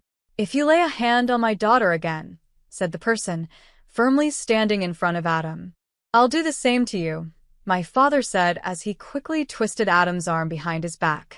"Ouch, ouch, ouch. Dad!" Adam cried out. Right on time, my father appeared, and I moved to his side for safety. My dad, my only supporter, had been informed of my plan in advance. He had rushed over from his remote work location after hearing how I was going to stand up for myself today. No, it was just a small joke," Adam pleaded, trying to downplay everything. "There's no need to pretend anymore. I know everything, the affair and what you've done to my daughter," my dad said firmly. "When I found out, I was furious." "Ouch. It hurts." Adam cried out again as my dad's grip tightened. My father was much bigger than Adam. When he was younger, He kept fit with boxing and US football, and he still kept up with running and weight training. Adam, on the other hand, enjoyed watching movies and dining out, and he had gained some weight over time. He was no match for my dad. Being a single father who had raised me with care, my dad was even more determined to get justice than I was. He looked at Adam with a cold, serious expression. "About your affair partner," my dad continued. "She's actually the daughter of the president of my company." "What?" Adam stammered. "Then you work at TCH Company?" "That's right. I'm the executive vice president of TCH Company," my dad replied. Adam's face turned pale within seconds. "I've already reported this matter to the president," my father continued. "According to the young lady, you hid the fact that you were married when you approached her. While she is also at fault for continuing the relationship after she found out, the president was very upset with your behavior." At that moment, Adam looked more defeated than at any other point that day. I was surprised too, as it was the first time I learned my dad's company was connected to Adam's workplace. As I was still processing this, my father turned back to Adam, his smile gone, replaced by a stern look. "For a company, ours is a major client. Honestly, we have plenty of other suppliers to choose from, even without your products. So when we end our dealings, I will make sure to inform your president that, due to issues on both sides, continuing business would be difficult. All transactions will be halted." Hearing this, Adam screamed and slumped down in despair. With that, he knew he would not only lose his chances of advancing in his career, but also his position at the company. He had caused a huge problem, and now it was catching up to him. He was left completely drained, standing there in shock. Beside him, Olivia yelled at my father as he moved my luggage out of the house, calling him a demon and a devil. Hearing her words, I couldn't help but wonder if she was really talking about herself. But the joy of finally leaving that house was too great for me to care. I felt excited as I moved my things, ready to start fresh and free. I loaded all my belongings into the truck my father was driving, and we set off. As the door closed and the truck started moving, I saw Adam and Olivia chasing after us in the rearview mirror. "Thief! Leave the maid and your belongings behind. Do you really think losing the contract with TCH Company will affect us?" they shouted. I was shocked. I couldn't believe how shameless they were, even at the end. "Surrounded by people like that, it's amazing you managed to live there at all," my dad said. "I think so too," I replied.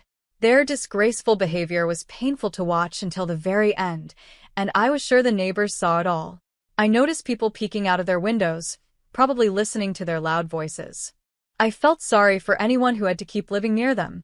Once we turned the corner, and they were out of sight, I turned to my dad. "Thank you so much for everything today, Dad." "Not at all. I'd do anything for my precious daughter," he said with a smile. He was my hero, just like when I was a child. Later, the divorce papers were successfully processed. With all the evidence I had, it was clear that Adam was at fault. We also managed to settle the division of assets. The house went to Adam, but he was struggling to keep up with the mortgage. Originally, he had relied on my income as a nurse and chose only the most expensive materials for the house. That luxurious house, which looked so impressive, didn't match our real life. Both the title and the mortgage were in his name, so he was left dealing with the heavy monthly payments. His savings were quickly running out. I was truly relieved that we didn't take out a joint mortgage. Of course, Adam had to pay me my share of the property. But it wasn't just me, he was also being claimed by the spouse of his affair partner. The president of his company was making sure all payments were done on time to regain trust, so there were no delays. Adam's boss was keeping a close eye on the situation to make sure I was paid, too. At work, Adam was uncomfortable and stressed. He had been sidelined within the company, and it was clear he was in a difficult situation. How did it come to this? He must have wondered. But for someone who always liked to show off, it would be hard to endure his new reality for long. On top of that, the president's daughter, who was Adam's affair partner, also ended up getting a divorce. She was fired from the family company, TCH, where she had been working. I was also firm in demanding an apology from her. As the pampered daughter of a company president, she probably never realized her mistakes before. Now, She faces the harsh reality of life, and Adam faces the severe backlash of a world he once took lightly. Both of them are haunted every day by the huge amounts they have to pay. Meanwhile, Olivia has started down a path of self-destruction. Knowing her son was struggling financially, she took up a part-time job. But she made things worse by stealing from the supermarket where she worked. When the store's inventory didn't match, the manager checked the security cameras and caught Olivia secretly taking items. When questioned, she didn't show any regret. She even argued, "There's so much here, a little bit won't hurt. It's because you're so stingy that the store isn't doing well." It also came out that she had been reselling some of the stolen goods online. Her actions led to her arrest, and she became known in the community for all the wrong reasons. Even after being released, she continued to live in that house, but it was nothing like the fine home it used to be. The house, once built to impress, soon became run down due to a lack of care. Years later, I heard that people in the community called it the garbage house. For years after my divorce, I began to think about marriage again. Encouraged by a friend, I decided to remarry. I met a kind-hearted, gentle man who understood me and gave me the support I needed. When I introduced him to my father, he quickly gave his approval, and I felt relieved to start my new married life. Later, we were blessed with energetic twin boys, and our home became lively and full of joy. Raising twins was challenging, but the support of our parents was a huge help. My in-laws were warm, thoughtful people who always respected my opinions on parenting. After all the hardships I had gone through, I felt deeply grateful to have met such wonderful people. My father adored his grandchildren, and the way he smiled when playing with them was something I had never seen before. "Peekaboo. Look, it's Grandpa." "Oh, Dad, your face is so unguarded," I'd tease. "Really? Do you think so?" he'd say, trying to hide his smile. But it never lasted long, and he quickly returned to his gentle, doting expression, fully embracing his role as a loving grandfather. Seeing him so happy made my heart overflow with joy. Beside me, my husband smiled warmly and leaned in close. "Thank you for giving me such wonderful children. Let's keep building our happiness together." "Yes, thank you so much," I replied. Moving forward, I'm committed to creating a loving, warm family.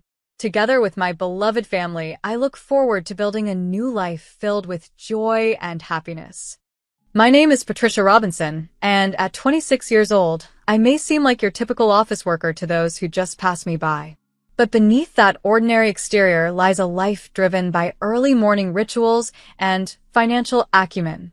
At the crack of dawn, I rise at 6 a.m. to tend to the responsibilities that frame my day, caring for my grandmother and my cherished dog, Jerry.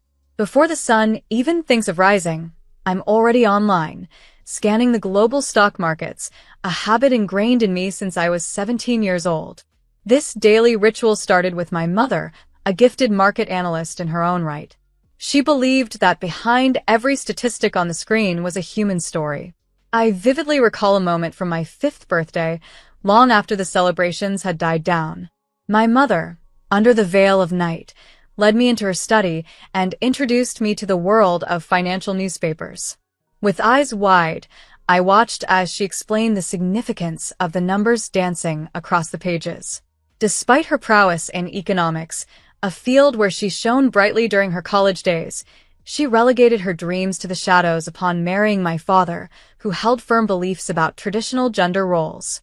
By day, my mother played the part of a compliant wife, but by night, she was a fervent student of market trends and financial news. I was her sole confidant in these nocturnal pursuits. As other girls my age engaged with dolls and games, I sat by my mother's side, poring over stock listings and market forecasts. "This company is one to watch," she would murmur, her finger tracing the trajectory of a promising firm. Meanwhile, life under my father's roof was stifling. His conservative views dictated that my older brother Scott, merely by his gender, deserved priority and privilege. My mother often shielded me from the brunt of their traditionalist expectations, advocating for my freedom to explore my interests. At 11, She entrusted me with my first investment, $250 to invest in a company of my choosing. At that time, video game consoles were the rage among my peers, so together we analyzed the financial health of a leading company. A year later, our choice paid off, doubling the investment. Throughout middle school, my mornings were dedicated to checking stock prices, and weekends were spent in the library with my mother, studying economic texts and graphs. This upward trend, she would explain, represents the hopes and dreams of people involved. Despite my father's protests that girls need not bother with such things, my mother was a quiet rebel, always encouraging me to follow my passion and make my path. Tragically, when I was 16, cancer claimed my mother's life swiftly and painfully. The loss of my mentor and confidant was a profound blow. Even at her funeral, as my father and Scott outwardly mourned, I grappled with the silence her absence left behind. Despite these challenges, I have continued to honor my mother's legacy each day. Before dawn breaks, I connect with the world of numbers she loved so much, determined to carve out a life that respects her memory and upholds the belief that behind every number, there's a vibrant human story waiting to be told. Patricia's life took a sharp turn after her mother's passing. Her father's words had barely registered through her grief. From now on, Patricia, you'll handle all the household chores, stepping into your mother's role. His words felt cold, as if they had lost merely a maid instead of a beloved family member. Amidst her sorrow, Patricia stumbled upon a letter tucked away among her mother's cherished keepsakes. It was addressed to her. My dear Patricia, if you're reading this, I am no longer here, but I leave behind something for you. In a bank safe lies $21,000, money I painstakingly saved from my part-time job, scrimping on groceries over the years. You have a sharp mind for numbers and a talent for understanding markets. This $21,000 is your seed money. Use it to chase the dreams I never could. Keep this a secret from your father and brother until the time is right. With all my love, Mom. Fueled by her mother's faith in her, Patricia resolved to honor her legacy. She invested the money wisely, focusing on technology stocks during a boom. Outside school, she devoured investment books and pored over her mother's old economics textbooks. All her trading was done secretly on her grandmother's computer, careful to keep her activities hidden from her father and brother. You're late again. Get dinner ready, her father would complain. Sorry, I was studying at the library, she'd reply, masking her true activities. 8 months later, her maternal grandmother moved in, concerned about their dwindling household stability. Her arrival was a boon. Patricia's grandmother took on some of the household responsibilities, giving Patricia more time to engage with her investments. They would walk her grandmother's golden retriever, Jerry, which became cherished moments of solitude and reflection for Patricia. You're free to pursue what you love, her grandmother would encourage, reminding her of her mother's wishes. However, the respite was brief. A year later, a devastating call changed everything. Her grandmother had been in a severe accident.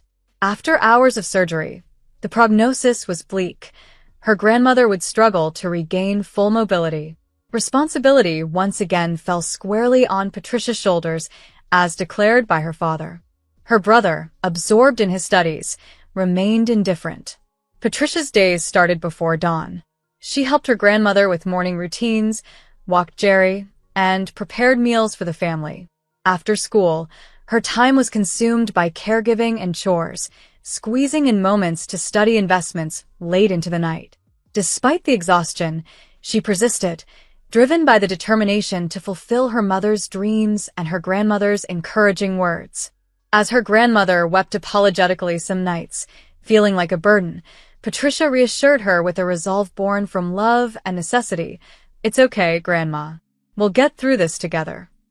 Patricia's journey was marked by challenges, but her spirit, nurtured by the love and aspirations of the strong women in her life, remained unbroken. Though I was exhausted, the presence of my grandmother inspired me to persevere. Despite my physical fatigue, her understanding and support kept me going, especially since the loss of my mother. In the quiet hours of the night, After attending to my grandmother, I found solace in studying stock charts, feeling a connection to my mother's intuitive grasp of finance. "Patricia, are you staying up late again?" my grandmother would ask with concern. "It's okay, just a little longer," I would reply. Even as the one being cared for, my grandmother always worried about me. She often shared stories about my mother's hidden passion for economics and how she learned about stock investing away from my father's watchful eyes. "Your mother had the same spark within her," my grandmother would say, bolstering me against the demanding expectations of my father and brother and the relentless household chores. Yet I clung to my dreams. A year later, my investments had tripled. At 19, a major opportunity arose when my portfolio caught the attention of an established investment advisory firm. David Jones, the CEO, reached out to me.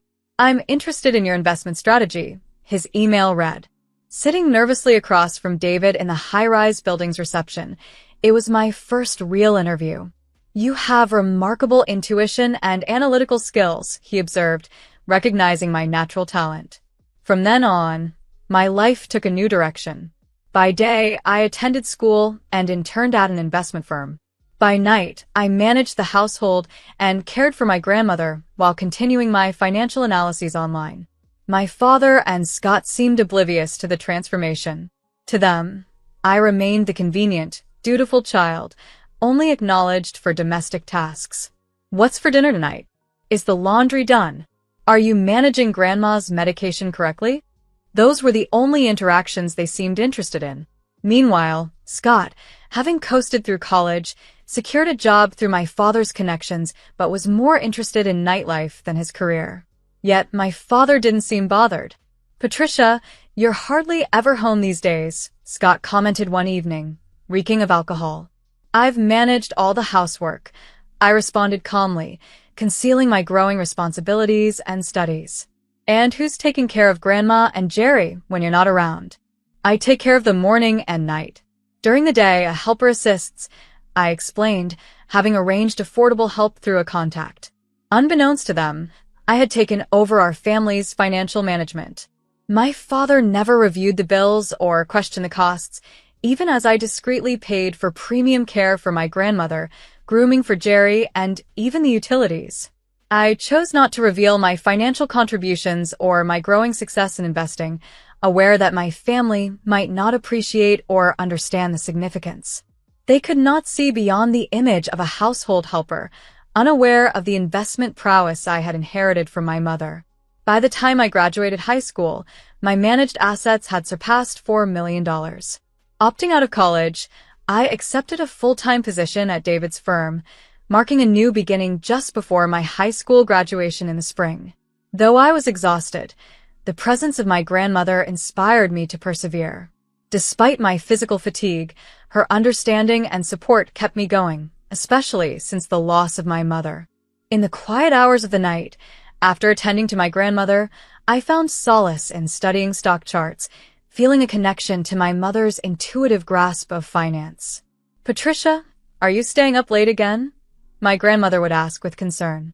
"It's okay, just a little longer," I would reply. Even as the one being cared for, my grandmother always worried about me. She often shared stories about my mother's hidden passion for economics and how she learned about stock investing away from my father's watchful eyes. "Your mother had the same spark within her," my grandmother would say, bolstering me against the demanding expectations of my father and brother and the relentless household chores. Yet I clung to my dreams. A year later, my investments had tripled. At 19, a major opportunity arose when my portfolio caught the attention of an established investment advisory firm. David Jones, the CEO, reached out to me. "I'm interested in your investment strategy," his email read. Sitting nervously across from David in the high-rise building's reception, it was my first real interview. "You have remarkable intuition and analytical skills," he observed, recognizing my natural talent. From then on, my life took a new direction. By day, I attended school and interned at an investment firm. By night, I managed the household and cared for my grandmother while continuing my financial analyses online. My father and Scott seemed oblivious to the transformation. To them, I remained the convenient, Dutiful child, only acknowledged for domestic tasks. What's for dinner tonight? Is the laundry done? Are you managing grandma's medication correctly? Those were the only interactions they seemed interested in. Meanwhile, Scott, having coasted through college, secured a job through my father's connections, but was more interested in nightlife than his career. Yet, my father didn't seem bothered. "Patricia, you're hardly ever home these days," Scott commented one evening, reeking of alcohol. "I've managed all the housework," I responded calmly, concealing my growing responsibilities and studies. "And who's taking care of Grandma and Jerry when you're not around?" "I take care of them morning and night. During the day, a helper assists," I explained, having arranged affordable help through a contact. Unbeknownst to them, I had taken over our family's financial management. My father never reviewed the bills or questioned the costs, even as I discreetly paid for premium care for my grandmother, grooming for Jerry, and even the utilities. I chose not to reveal my financial contributions or my growing success in investing, aware that my family might not appreciate or understand the significance. They could not see beyond the image of a household helper, unaware of the investment prowess I had inherited from my mother. By the time I graduated high school, my managed assets had surpassed $4 million. Opting out of college, I accepted a full-time position at David's firm, marking a new beginning just before my high school graduation in the spring. When my father showed an unexpected interest in my future during dinner one evening, it caught me off guard. "Patricia, what are you planning to do after you graduate?" he asked, likely prompted by the graduation ceremony invitation he had seen. "It's already been arranged," I replied, keeping my tone neutral. In truth, I had secured a position at an investment advisory firm, thanks to David's initiative to inject new life into his company. "Oh, where at?" my father inquired, his curiosity momentarily piqued. "Nova Quantum Capital," I responded. He tilted his head. "What's that?" "Never heard of it." "It's an investment advisory firm. I'll be working under the CEO, David Jones." Some small company then," he dismissed, returning to his meal. Scott, overhearing our conversation, chuckled. "New employees have it tough. You didn't even go to college.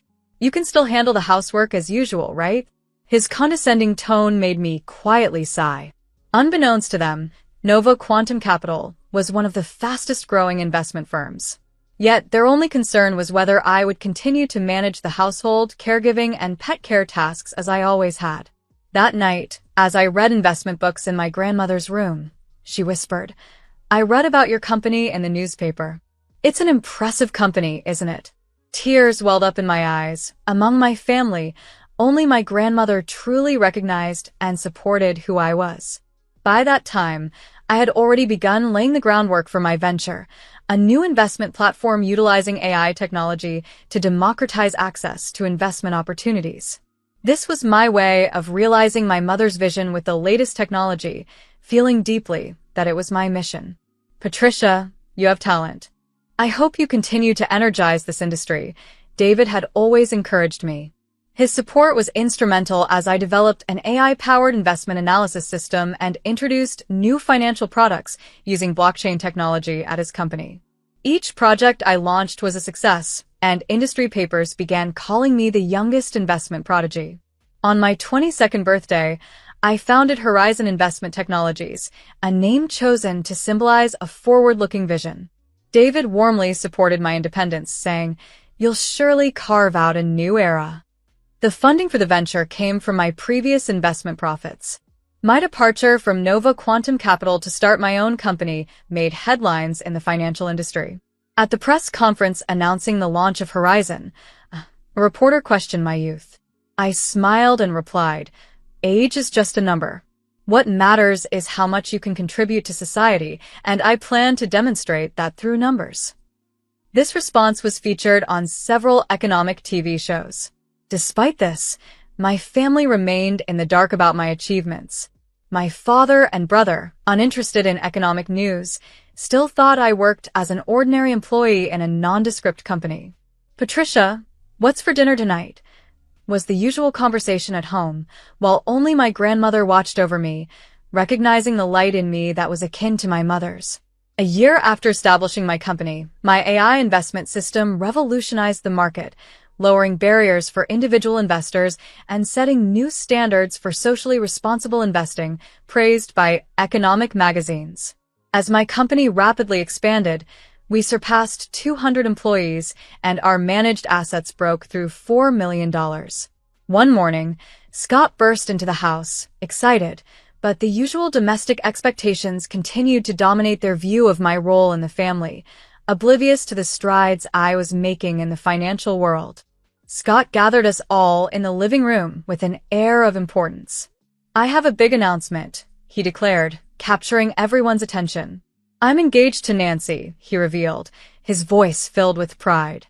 Nancy was the woman he had been dating for the last 8 months, a relationship sparked at a mixer where her credentials, working for a major pharmaceutical company and having a doctor for a father, had left a strong impression on him. Feeling the need to impress Nancy, Scott had started weaving a web of lies. "Actually, I'm an executive at a big company," he had claimed initially. As their relationship developed, so did the scale of his fabrications. "Our company's sales this quarter are the highest ever. Next month, I'm off to New Zealand to set up a new branch. I manage over 200 people, so my schedule is just packed," he boasted. In reality, he was merely a low-ranking salesperson at a small company, not particularly committed to his job.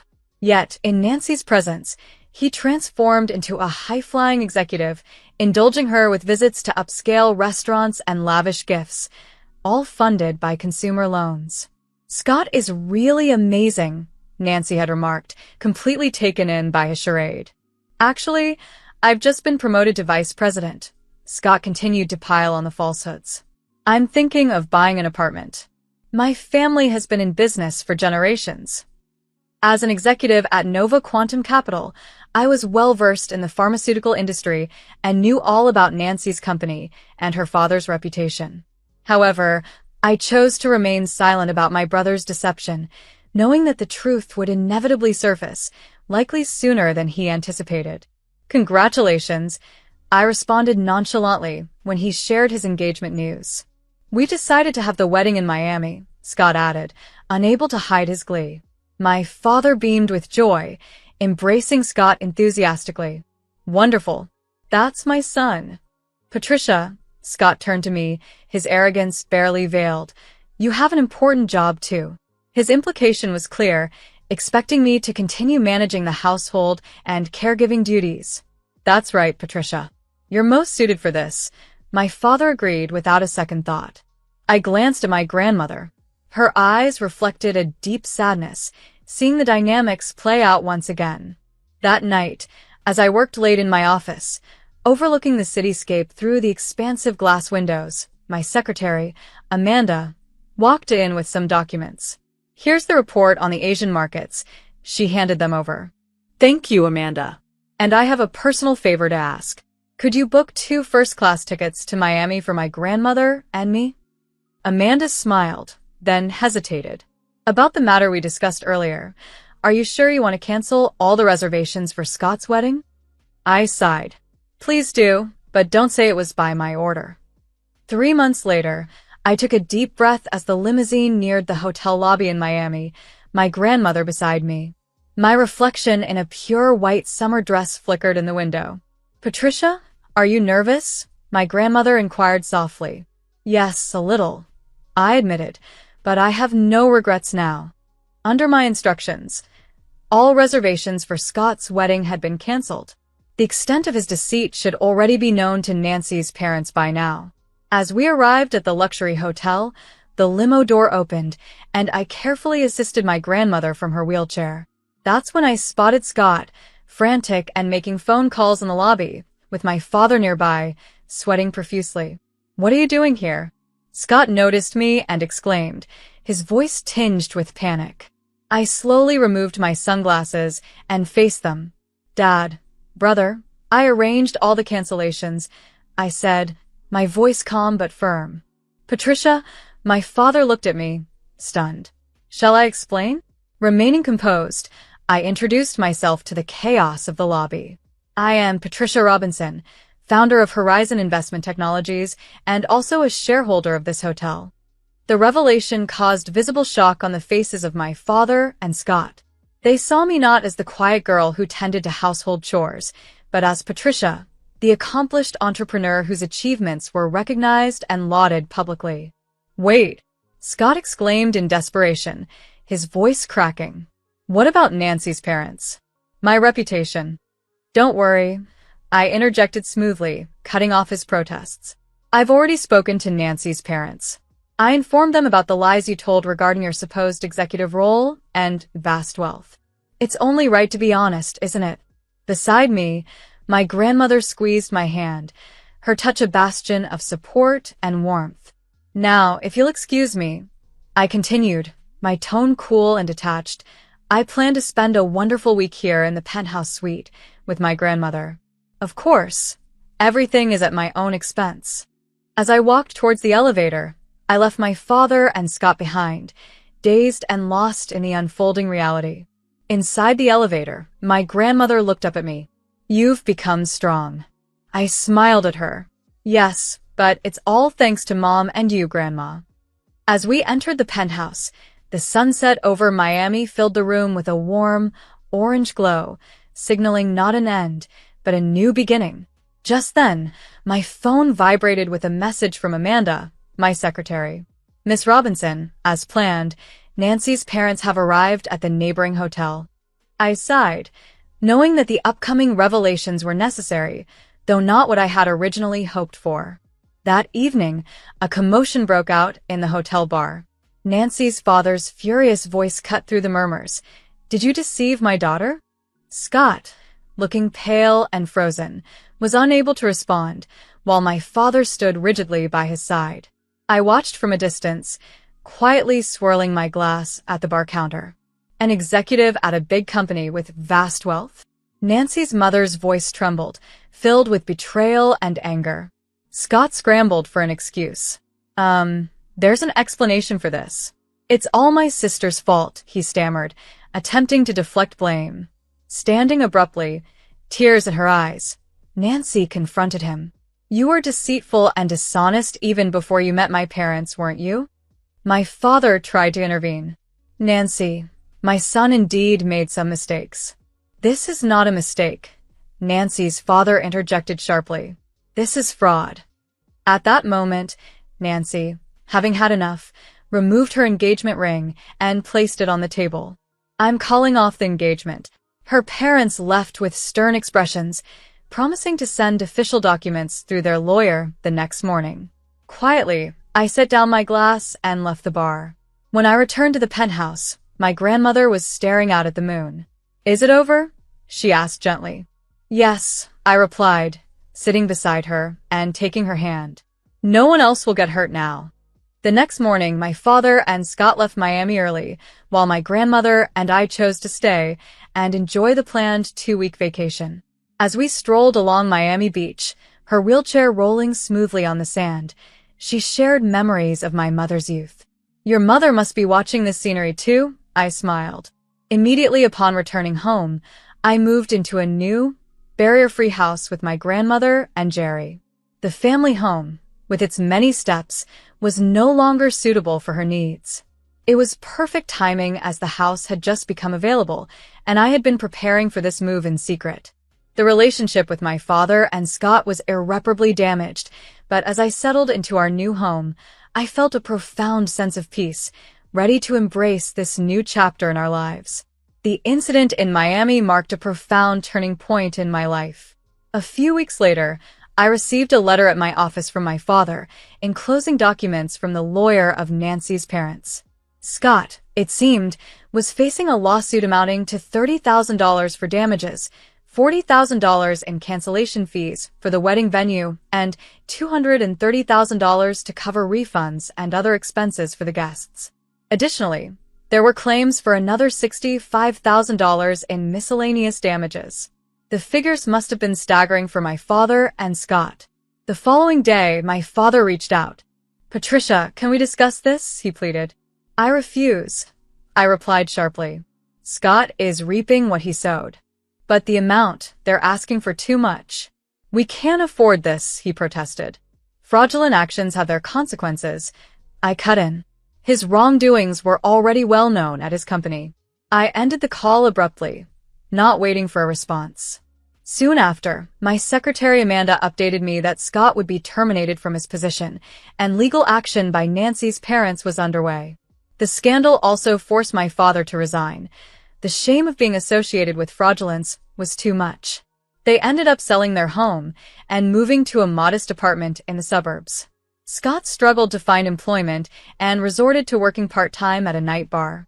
His history of poor financial management compounded his difficulties in maintaining even a basic standard of living. My father, too, found it nearly impossible to secure work again due to his age and depleted savings. From time to time, I heard updates about their struggles. "I saw your father at the supermarket's discount hour," someone would mention, or "Your brother works late nights at his bar job," others would comment. I listened without emotion. This was the consequence of their actions. Even my grandmother expressed concern occasionally. "I wonder if those boys are all right," she would say, worry creasing her brow. "Grandma," I reassured her, holding her hand, "there are consequences to one's choices." Scott and my father were destined to face hardships for many years, a just response to their previous arrogance. I turned my focus back to the documents for a new project on my desk. There was no more need to dwell on their fate. It was time to move on, guided by a lesson my mother had instilled in me. Behind every number is a person's story. "Exactly, Mom," I mused silently. Sometimes, numbers are the most formidable avengers.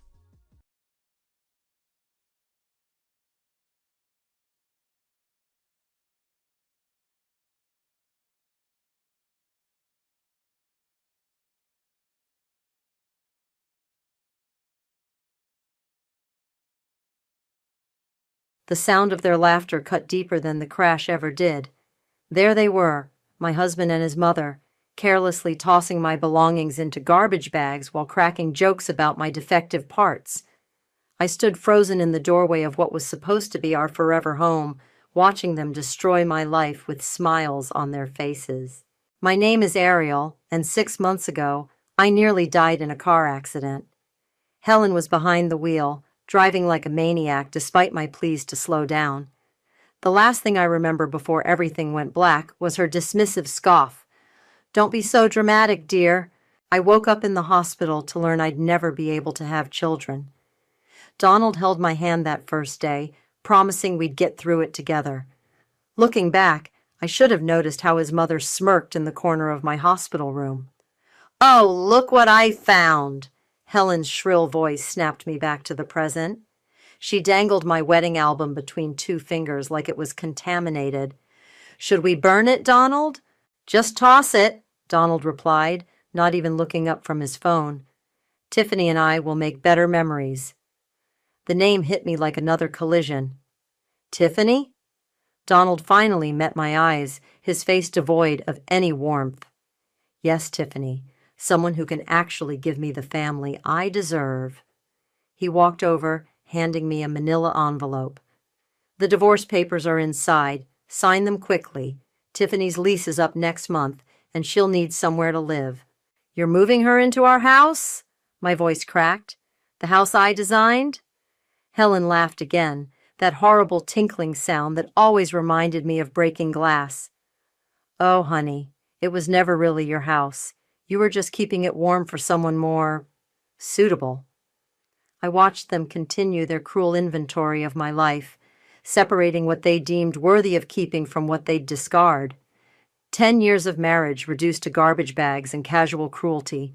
"The movers will be here in an hour," Donald announced, checking his watch. "You should probably wait outside. Wouldn't want to make things awkward." "Awkward?" I repeated, anger finally breaking through my shock. "You're kicking me out of my own home and worried about things being awkward?" Helen stepped forward, her designer heels clicking against the hardwood floors I'd personally selected. "Now, Ariel, let's not make a scene. You must have known this was coming. After the accident—" She paused, her lips curling into a practiced look of sympathy that never reached her eyes. "Well, What use is an interior designer who can't design a nursery? The words were meant to break me, and maybe a few months ago they would have. But something inside me had hardened during those lonely nights in the hospital. During those physical therapy sessions, neither of them bothered to attend. I turned and walked to the study, my study, ignoring their protests. In the bottom drawer of my desk, behind old tax returns and warranty cards, was a document my father had insisted I keep safe. Just in case, he'd said, hugging me tight after the wedding. Because sometimes love isn't enough. My fingers closed around the folder just as Donald appeared in the doorway. "What are you doing? The study is off limits." I pulled out the prenuptial agreement, the one his mother had actually insisted upon, believing it would protect her precious son from my gold-digging ways. But my father, ever protective, had added his own clause, one that Helen had been too arrogant to read carefully. For the first time since walking into this nightmare, I smiled. "You know what's funny, Donald? You and your mother have spent the last hour laughing at me, but I don't think you're going to find this very amusing at all. What are you talking about?" Helen appeared behind him, face flushed with irritation. I carefully tucked the document into my purse. "You'll find out soon enough, but for now—" I walked past them, head held high. "I think I will wait outside. I have a very important call to make to my lawyer." As I stepped onto our front porch, my front porch, I could hear Helen's voice rising in confusion. "Donald, what clause is she talking about?" I pulled out my phone and dialed Jerome's number, my father's oldest friend, and the lawyer who drafted that prenup. My hands weren't shaking anymore. For the first time since the accident, I felt steady, strong, and absolutely certain about what came next. Sometimes karma needs a little help, and I was about to become its favorite assistant. Jerome's office hadn't changed in the decade since my father first brought me here. The same leather chairs, the same wall of law books, the same comforting smell of coffee and old paper. But today, everything felt different. Today, I wasn't here as my father's daughter. I was here as a woman ready for war. "Show me the clause again," Jerome said, adjusting his reading glasses. I handed him the prenup, watching as he flipped to the relevant page. His eyes widened slightly. "Your father was always brilliant, but this is masterful. What exactly does it mean?" I leaned forward, heart pounding. "It means, my dear, that when Helen caused that accident, she triggered this clause." He tapped the paper. "Any negligent action by the husband's immediate family resulting in physical harm to the wife automatically transfers all joint marital assets to the wife's sole possession." I blinked. "The house? Yours? The cars? All of them? The business accounts?" Jerome smiled, the kind of smile that reminded me of my father when he was about to win at chess. "Every penny that was jointly held or acquired during the marriage. And here's where it gets interesting." He pulled out another stack of papers. "Your interior design business? The startup capital came from Donald's family trust." "Helen insisted on that," I said. "She wanted to control everything." Well, her control just backfired spectacularly, because that investment creates a direct financial link between your business and their family assets. It strengthens our case significantly. A knock at the door interrupted us.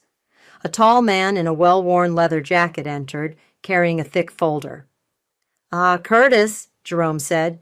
"Perfect timing. Ariel, this is Curtis Holmes, the best private investigator I know."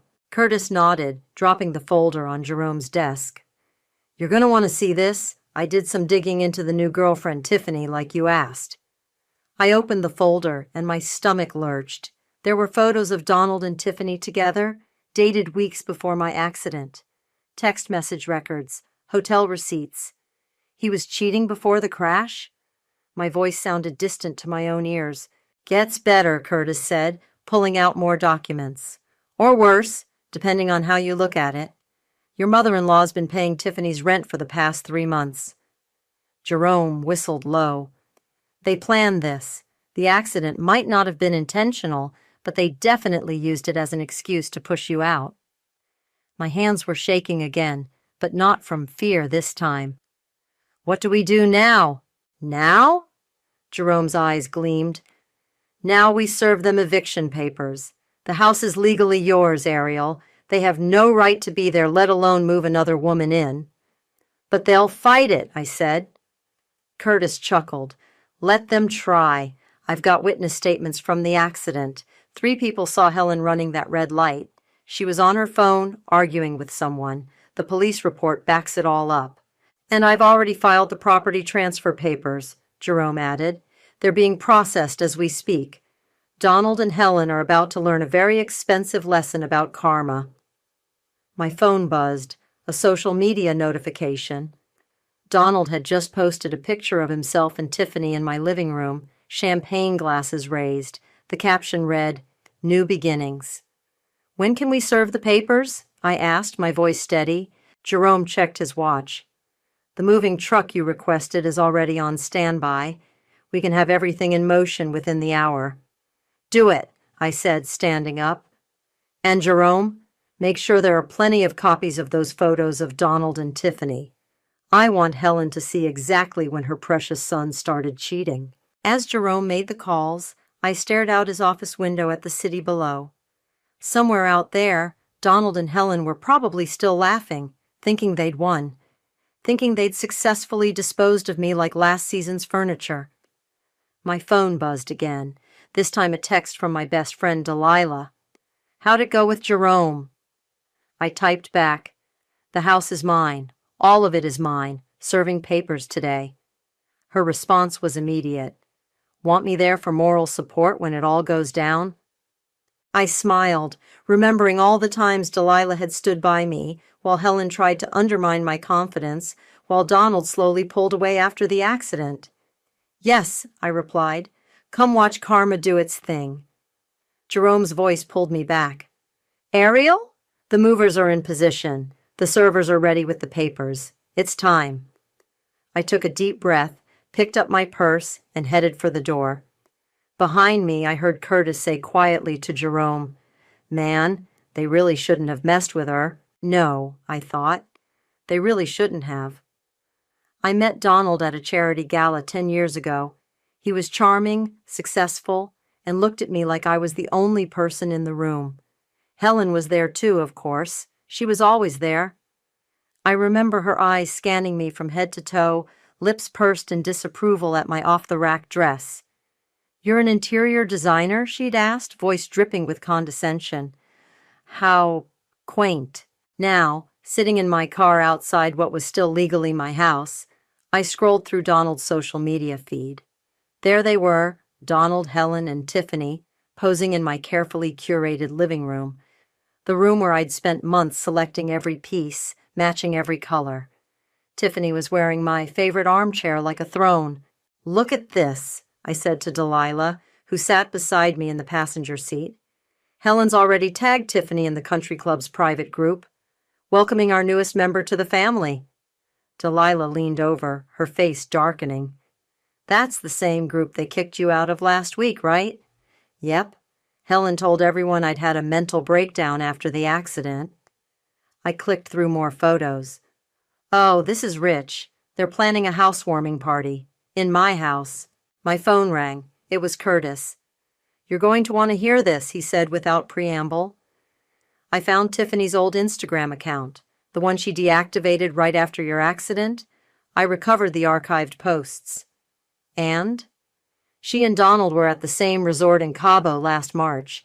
Different photos, same location, same dates. 3 months before your accident." My stomach churned. "That was our anniversary weekend. Donald said he had to work." "There's more," Curtis continued.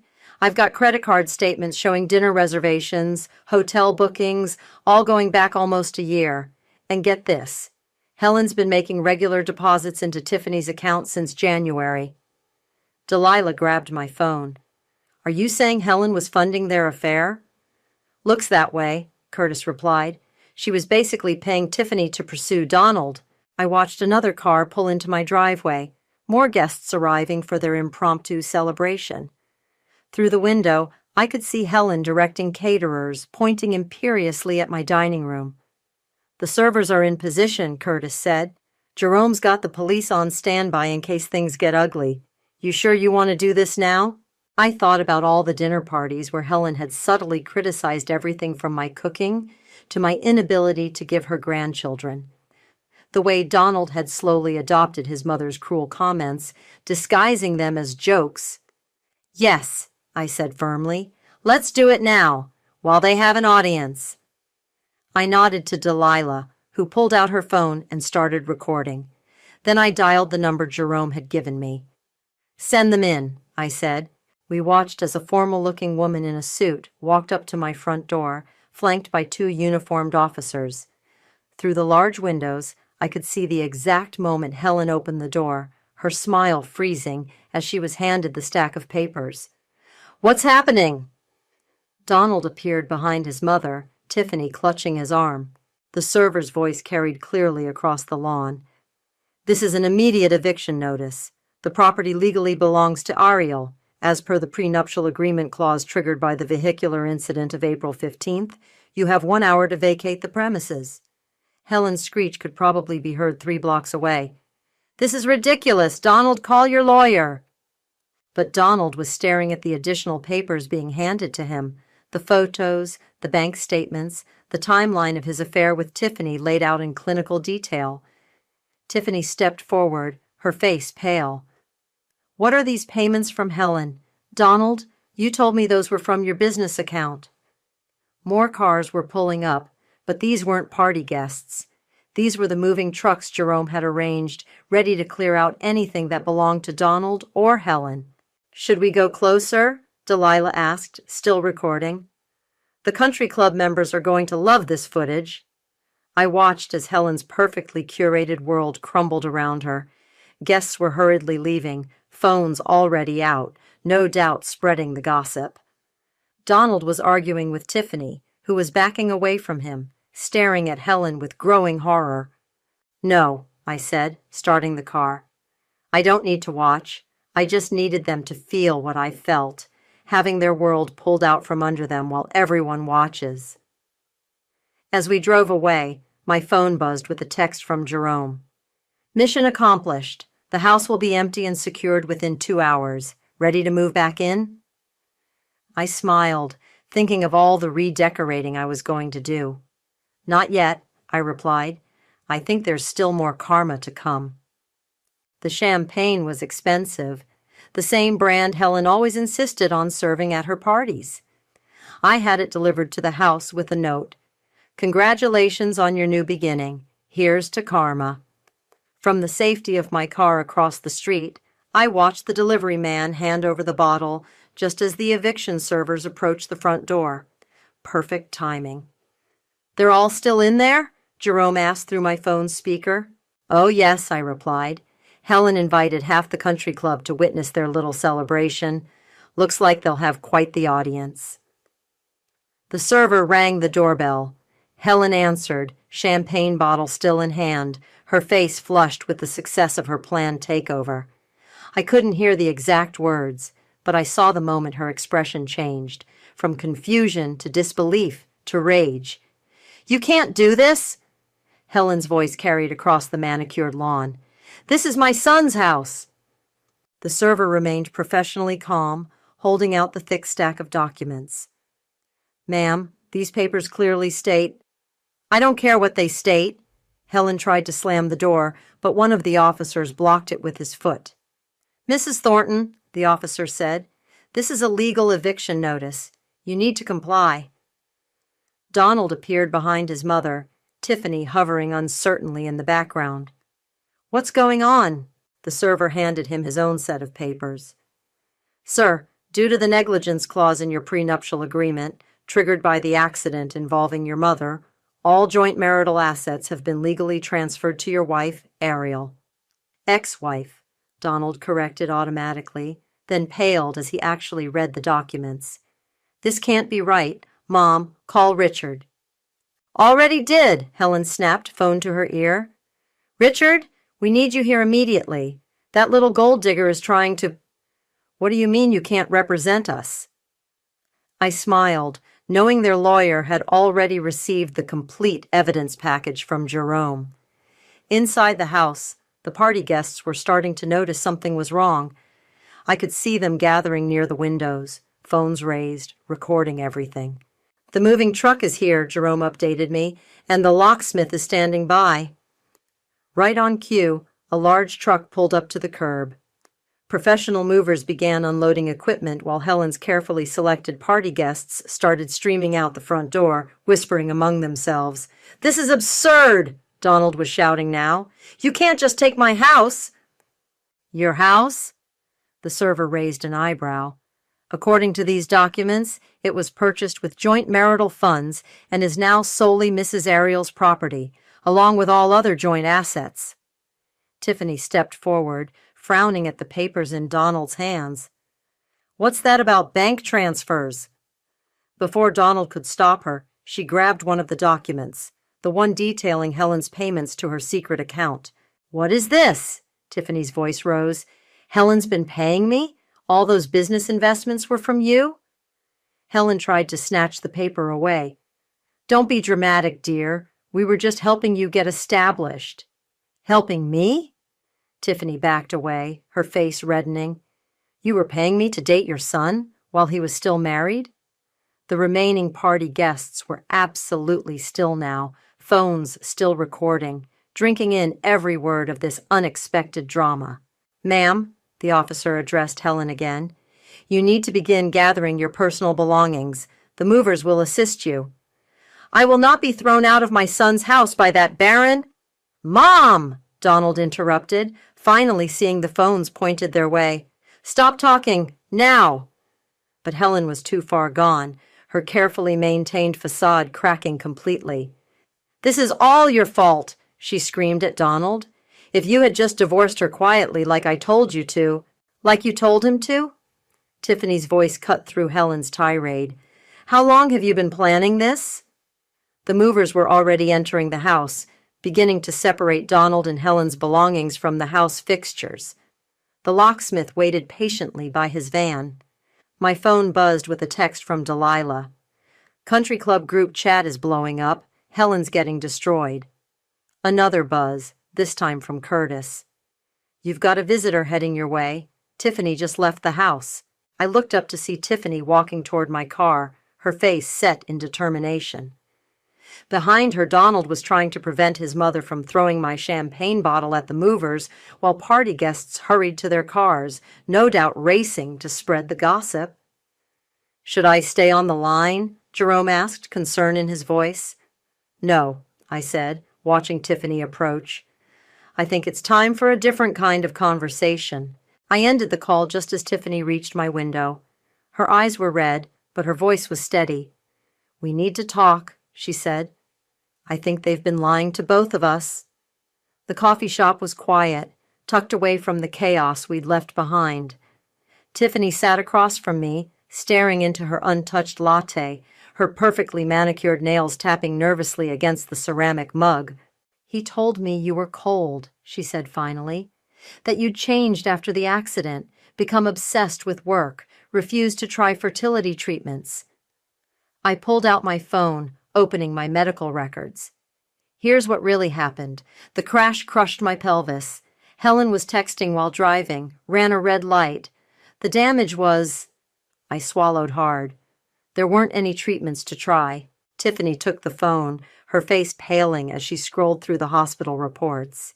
"He said it was a minor fender bender, that you were exaggerating for attention."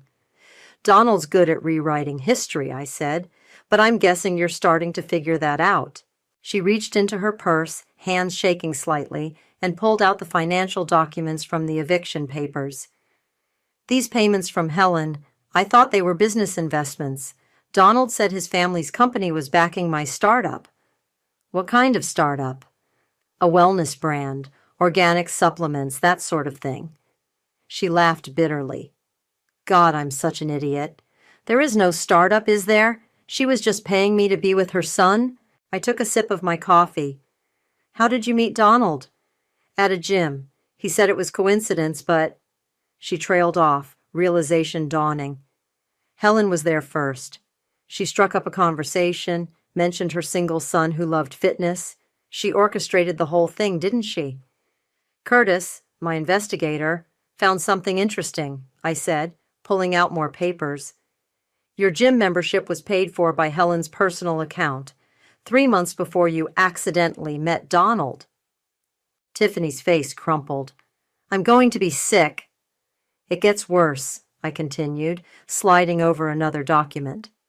These are loan applications in your name. Donald's been using your personal information to secure business loans. What? She grabbed the papers, horror spreading across her face. I never signed these. No, but Helen did. She's gotten quite good at forging signatures over the years. Did the same thing to me early in my marriage. Opened credit cards, took out loans.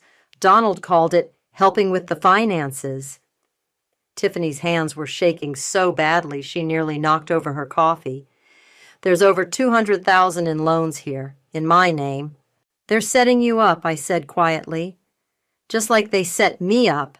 Helen finds women she can control, Donald charms them, and then they slowly take everything. The only reason they didn't succeed with me was my father's prenup clause. Why are you telling me this? Tiffany looked up, tears in her eyes. Why help me after what I did to you? Because you didn't do anything to me. You're just another victim of their game. I pulled out one final document, a blank legal statement. But you could help me stop them from doing this to anyone else. She stared at the paper for a long moment. What do you need? Your testimony about the payments, the loans, everything. My lawyer thinks we can build a fraud case against both of them. Helen will destroy me, Tiffany whispered. No, I said firmly. She won't, because this time we're going to destroy her first. Just then, both our phones buzzed, notifications from the country club's social media group. Someone had posted a video of the eviction scene, capturing Helen's meltdown in high definition.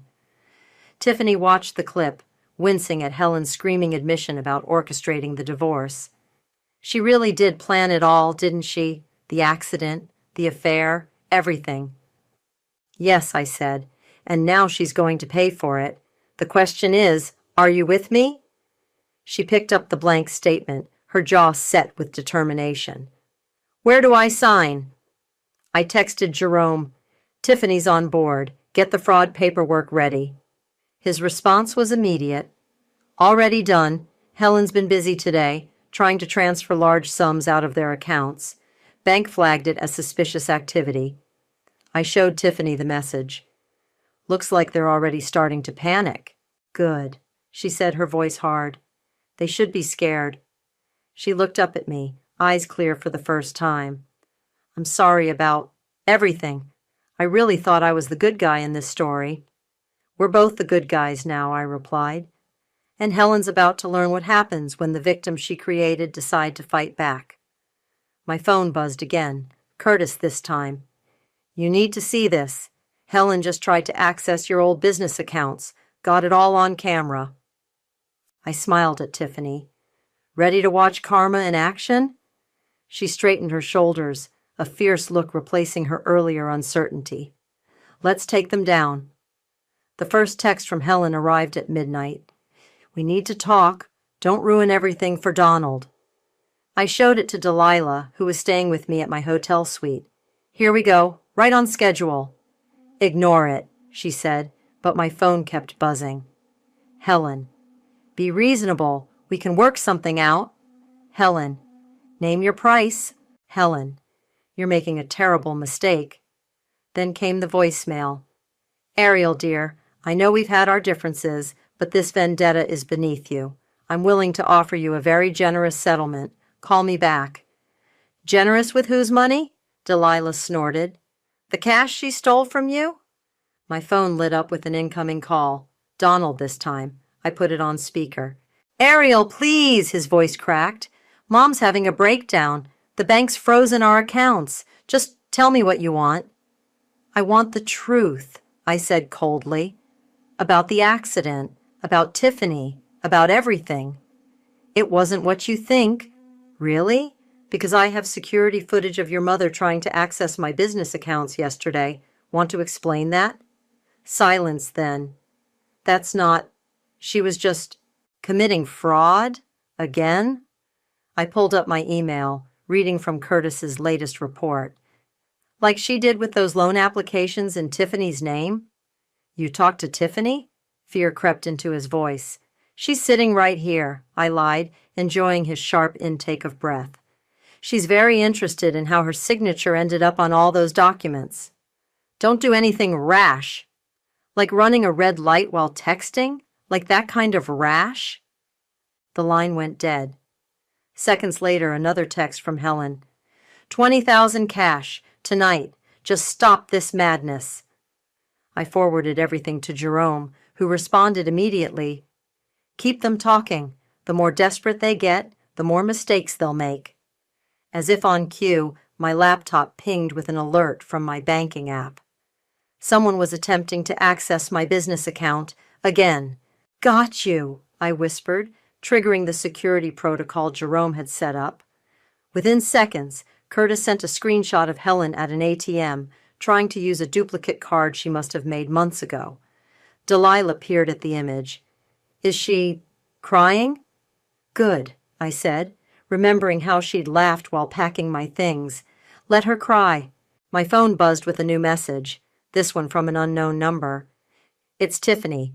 Helen just called me, offering money to fix this misunderstanding. She doesn't know I'm working with you.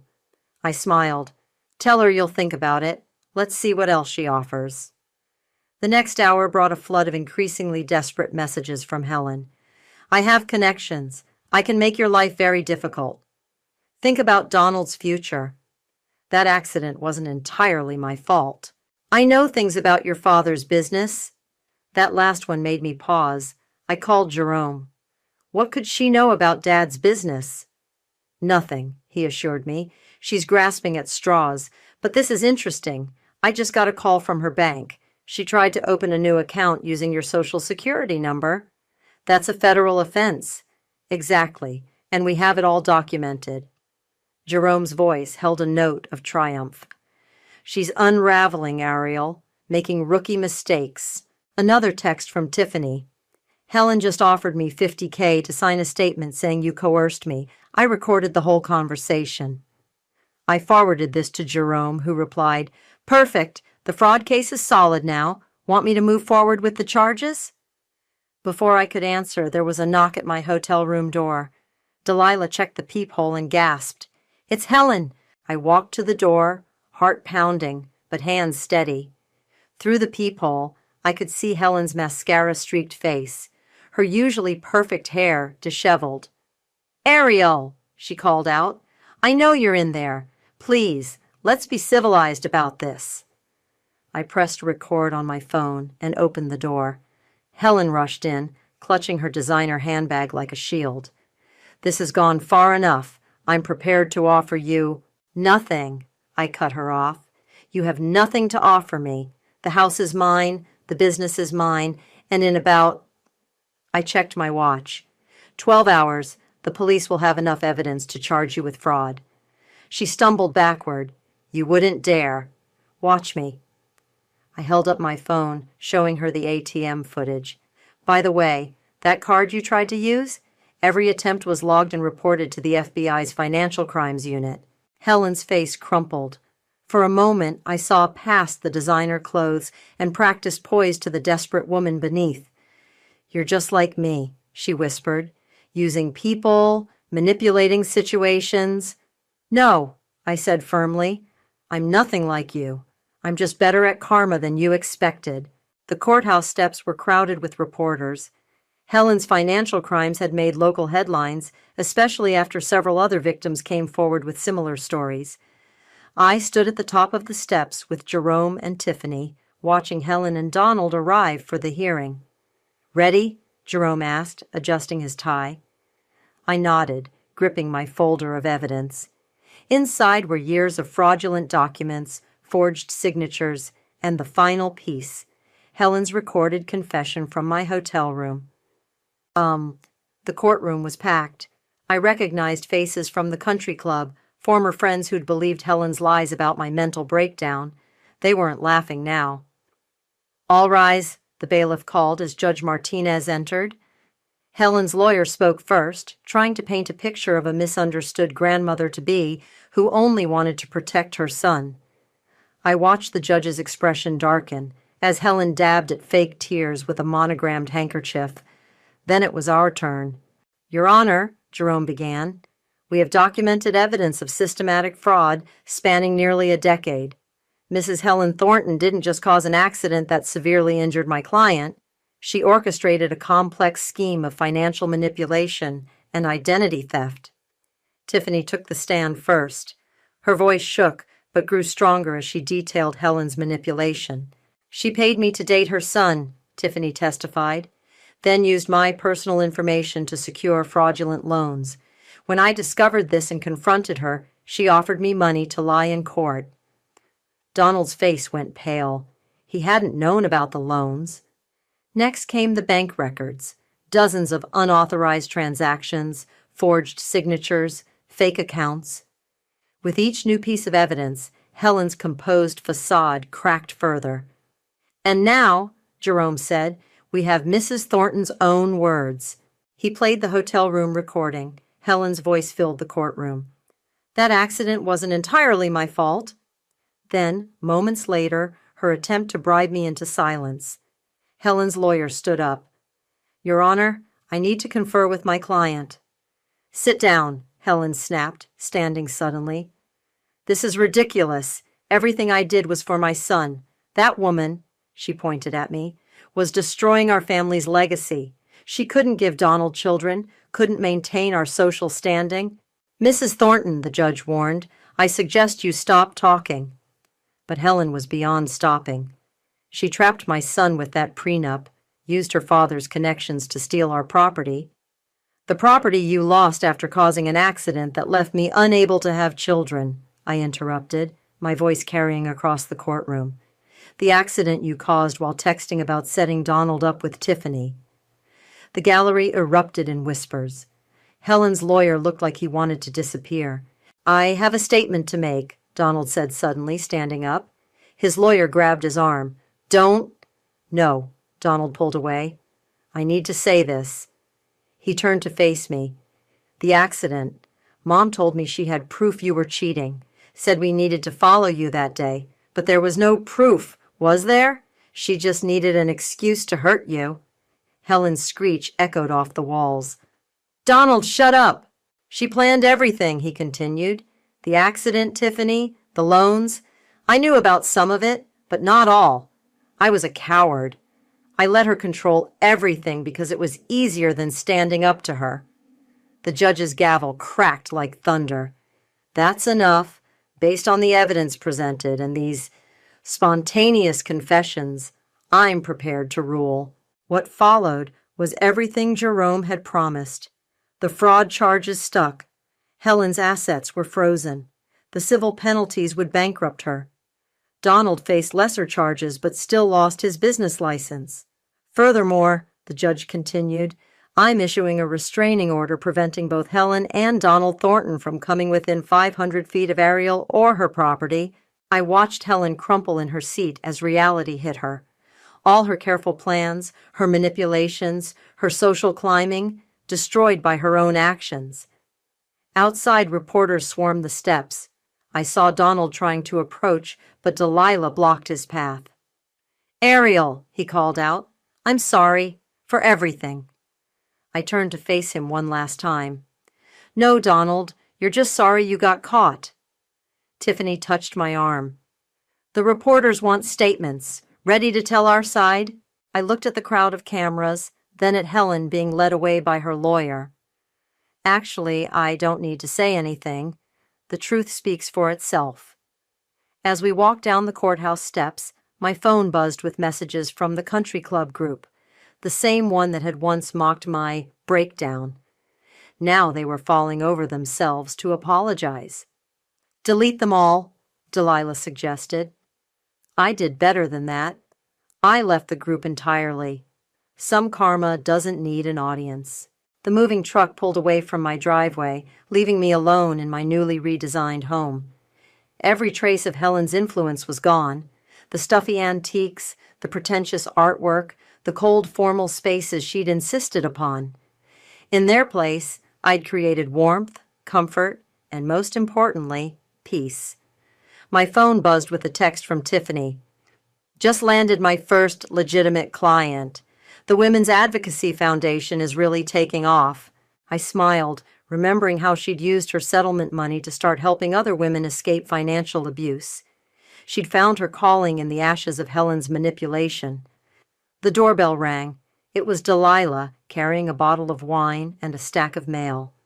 "Final notice from the country club," she announced, waving an envelope. "They want to reinstate your membership. Apparently, Helen's replacement on the board insisted." I took the envelope and dropped it straight into the shredder. Some bridges are better left burned. Speaking of Helen, Delilah pulled out her phone. "Did you see this?" It was a local news article. Helen had been spotted working as a sales clerk at a discount department store. The mighty had fallen indeed. "And Donald?" I asked, though I already knew the answer. "Living with his cousin in Ohio. The medical supply company he started with those fraudulent loans? Completely bankrupt." Delilah poured the wine. "Jerome says he's working as a gym trainer now." The irony wasn't lost on me. That's how he'd met Tiffany, in a gym, playing his mother's game. Now he was back where he started, but without the family fortune to cushion his fall. A car pulled into my driveway. Jerome, right on time. He carried a thick folder and wore the smile that meant good news. "The last of the paperwork," he announced, spreading documents across my kitchen island. "Helen's appeal was denied. The fraud charges stick, and she's required to pay restitution to all identified victims." "How many came forward in the end?" 17, Jerome said grimly. 17 women they'd scammed over the years. You were just the first one to fight back. I signed where he indicated, officially closing this chapter of my life. But something still nagged at me. "My father knew, didn't he? That's why he insisted on that clause in the prenup." Jerome's expression softened. "Your father was a good judge of character. He saw through Helen's facade at that first dinner. The clause was his way of protecting you, even after he was gone." The doorbell rang again. This time it was Curtis, looking unusually formal in a suit. "Just came from the FBI field office," he said, accepting a glass of wine. "They're using your case as a template for investigating similar fraud patterns. Helen's little empire wasn't unique, just unusually sloppy near the end." "Because she never expected anyone to fight back," Delilah added. "No," I said, thinking of all those other women. "She never expected us to find each other." My phone lit up with another text from Tiffany. "Speaking at the domestic abuse conference next month. Want to join me? Your story needs to be heard." I showed the message to Delilah, who immediately nodded. "Do it. Help other women spot the Helens of the world before it's too late." Looking around my peaceful home, I realized something important. This wasn't just about revenge anymore. It was about breaking a cycle, about showing others that fighting back was possible. "You know what Helen said to me in that hotel room?" I told them. "She said I was just like her, using people, manipulating situations." "She was wrong," Jerome said firmly. "I know," I replied, "because everything I did was about exposing the truth, not hiding it, about facing consequences, not avoiding them." Curtis raised his glass. "To karma?" "No," I corrected him, thinking of all the women who'd come forward, of Tiffany finding her purpose, of my father's protective foresight. "To justice, the kind you fight for." We clinked glasses as the setting sun painted my living room in warm light. On my wall hung a single photograph, not of my wedding or the life Helen had tried to orchestrate, but of my father and me at my college graduation. He was smiling, proud and protective to the end. I touched the frame gently. "You were right, Dad. Sometimes love isn't enough. Sometimes you need a good lawyer and an even better prenup." Delilah laughed, linking her arm through mine. and sometimes you need to let karma do its thing. No, I said, smiling at my chosen family gathered in my reclaimed home. Sometimes you need to give karma a little help. My name is Jeffrey Wilson, and what I'm about to share is a story about betrayal, perseverance, and ultimate triumph. It's strange how sometimes the people we trust the most, whether in business or family, can turn out to be the ones working against us. But life has a funny way of flipping the script. Just when someone tries to shove you off a cliff, they forget to notice the ground cracking beneath their own feet. Let me take you back to where my journey began. 20 years ago, Wilson Technologies was nothing more than a struggling IT consulting firm. My father, a brilliant mind when it came to technology but not so skilled with managing a business, had built the company from scratch by 2005. We were only 4 months away from shutting down for good. On top of the financial stress, my father's health was beginning to deteriorate. I was 26, fresh out of business school, full of ideas and energy. My older brother Thomas, on the other hand, was 32 and already well known, not for his business skills, but for his popularity in the local party scene. My dad always saw Thomas as the golden child, the charming, smooth-talking firstborn who could light up a room.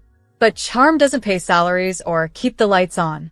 His reckless spending and careless attitude had already cost us several important clients. I'll never forget that rainy Tuesday afternoon. I walked into my dad's office and found him slumped over his desk, tears in his eyes as he stared at our financial reports. His voice shook as he whispered, "It's over, Jeffrey. Everything I built, it's all slipping away." Something changed in me that day. I couldn't just stand by and watch my father's life's work disappear, even if he never believed I was the one to carry it forward. While Thomas was off spending company money on luxury clubs and private parties, I rolled up my sleeves and got to work. I started working 16-hour days, learning every part of the business from the ground up. I met with clients, reviewed contracts, studied our finances, and mapped out strategies for survival. My mother would bring me dinner at midnight, gently urging me to rest. "Jeffrey, you can't do this all alone," she'd say. But deep down, I knew I had no choice. That first year was the hardest of my life. I renegotiated our debts, cut every unnecessary expense, including Thomas's entertainment budget, and personally reached out to every client we had lost. Many turned me away at first. Some even laughed in my face. But I didn't give up. I came back again and again, proving with actions what words couldn't say. Eventually, they started listening. Slowly, things began to turn around. By the end of the year, we were no longer losing money. We were breaking even. Thomas thought it was funny. Look at little Mikey pretending to be a businessman. He'd joke when he bothered to show up at the office. "Dad's still going to make me CEO. I'm the oldest, remember?" I ignored his comments. I had a mission. Over the next 6 years, I poured my heart and soul into rebuilding Wilson Technologies. I turned us from a basic IT consulting firm into a cutting-edge digital transformation company. We created our software, launched cloud services, and built a reputation for quality and innovation. Our revenue climbed from $6.2 million to $30 million, then soared to $265 million, and finally crossed the $200 million mark just last year. We grew from a tiny team of 8 to a workforce of over 750. We opened new offices in 5 countries. My father's health even improved as the company began to thrive again. But some things didn't change. No matter how successful we became, Dad still seemed to believe Thomas was the real leader. He'd praise his business instincts at family dinners, often while Thomas was off planning his next tropical vacation. It hurt, but I kept going. Because I wasn't doing this for praise. I was doing it for the company, for the people who worked with me, and for the dream my father had once built with his own hands.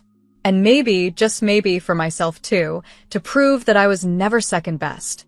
While everyone around me chatted and shook hands, I sat quietly in the corner, scrolling through our quarterly reports on my phone. I didn't care about applause or getting credit for the company's success. What mattered to me was the business itself, our employees, our clients, and the legacy we were working hard to build. That was always my focus. Let others chase praise. I was chasing something more meaningful. But what no one knew, not even my father, was that I had been preparing for this moment for a long time. Over the years, I kept careful records. I documented every time Thomas made a poor decision, every client he lost due to carelessness, and every dollar he spent like it came from his pocket instead of the company's. I kept screenshots, emails, and contracts. But more importantly, I had been slowly building strong, personal relationships with our top clients, earning their trust, and showing them that they could rely on me, not just the company name. I had another secret too. When the business was close to collapsing, I didn't just work late hours, I invested my own money to keep us alive. I used up all my savings and even took out personal loans, not for profit, but to make sure people wouldn't lose their jobs and the company wouldn't vanish. In return, I was given shares, lots of them. The paperwork was hidden deep within the mountain of legal files, but on paper, I legally owned 44% of Wilson Technologies. I thought that would protect me, that it meant I was secure. I couldn't have been more wrong. Last month, everything changed. My father announced he would be stepping down as CEO. Naturally, most people assumed I would take his place. I had been running the business in practice for years. Even Thomas, who rarely showed interest, had been appearing at the office more frequently, probably sensing that change was coming. The shareholders' meeting was set for a Friday afternoon. Every major player was in the room, board members, investors, key stakeholders. I had spent days preparing a detailed presentation outlining our 6-year growth strategy. I felt ready. I believed my moment had come. Then my father stood up to speak. I noticed Thomas smirking across the table, but I didn't think much of it. Maybe he was just nervous. My father cleared his throat.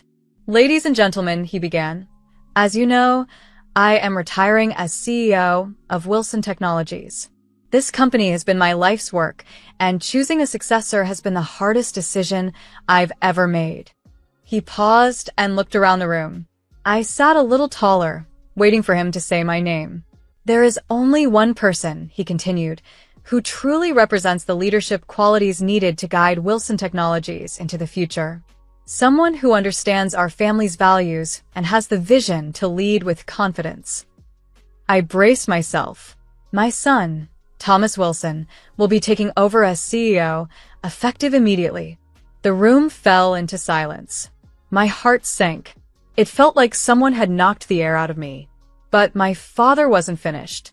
He looked toward Thomas, who now stood with a folder in his hand.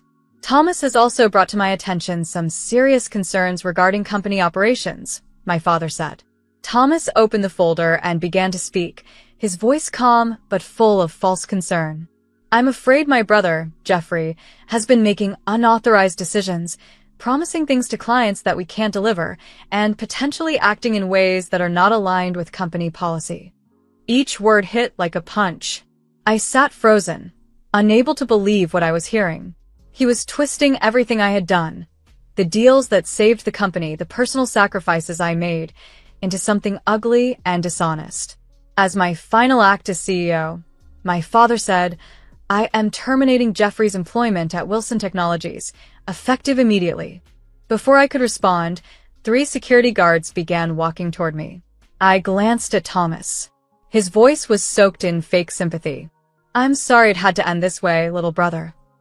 And just like that, everything I had built was taken from me, not because I failed, but because I succeeded too well. "But hey," Thomas had smirked, "maybe now you can finally get a life outside the office." The room erupted in a wave of whispers and side glances as 3 security guards walked me out. My key card was already deactivated. My access was revoked. Just like that, I was shut out of the company I had poured my soul into. I caught a few expressions along the way. Some people looked at me with pity, others with smug satisfaction. But they didn't know the full story. Not yet. Because while Thomas was busy stabbing me in the back, he had made 4 critical mistakes that would soon come back to haunt him. First, those unauthorized decisions I supposedly made. Every single one of them was properly documented. I had signatures, timestamps, and even board approvals tucked away in neat digital folders. Nothing I did was illegal. It was smart, bold, necessary. Second, my 44% ownership stake in the company. It wasn't hidden in a pile of meaningless paperwork. It was real, legally binding, and fully protected. They couldn't just erase me like a name off a whiteboard. And third, this was the one Thomas never saw coming. When you spend over a decade designing, securing, and maintaining a company's entire tech infrastructure, you tend to know your way around the digital skeleton closet. And believe me, I knew exactly where all the bodies were buried. That evening, as I walked to my car in the dark parking lot, rain still tapping against the pavement, I didn't feel broken. I felt calm, focused. I pulled out my phone and sent a single text to an old contact at the SEC. Ready to talk? Then I went home, poured myself a drink, and waited, because Monday morning was going to be very interesting. Monday arrived with a thunderstorm. It felt like the weather was in on the plan. I sat in my home office, the windows rattling slightly in the wind, watching the clock tick closer to 10 a.m. The moment Thomas would step into his shiny new CEO office, drunk on power and completely unaware of what was coming. The weekend had been eventful. My mother had called me 25 times, her voice cracking in every voicemail. She begged for family unity, for peace. My father didn't call at all. Maybe he was too ashamed. Maybe too proud. Thomas, of course, had spent the whole weekend partying, bottle service, champagne showers, VIP booths. The photos were all over social media, and in a few of them, you could see a company credit card lying on the table next to half-finished drinks. Classic Thomas. I couldn't help but grin. For years, Thomas had laughed at technology, called it geek stuff, dismissed every system upgrade, and ignored every cybersecurity protocol. He thought all I did was plug in wires and fix printers. He never realized I had quietly built a fortress beneath his feet and hidden the keys in my pocket. At exactly 10:06 a.m., my phone buzzed. A text from Emma, my former executive assistant. Loyal to the core. Thomas had forgotten to fire her, probably assuming all she did was schedule meetings and bring coffee. "It's starting," her message read. I opened my laptop and logged into Wilson Technologies' internal systems. Yes, I still had access. When you build a system from scratch, you always leave yourself a backdoor. It's standard practice. At least, it is when you're smart enough to understand how it all works. I pulled up the live security feed. The camera in the CEO's office flickered into view. Thomas walked in, coffee in hand, grinning like a man who thought he had already won. He sat down in the big leather chair, my chair, and reached for the computer.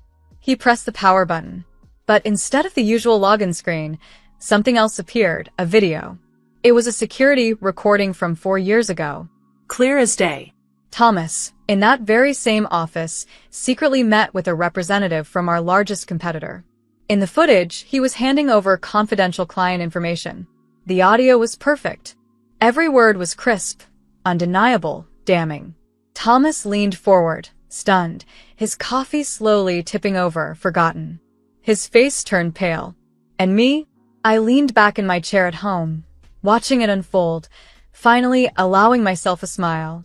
"Of course, I can get you their information."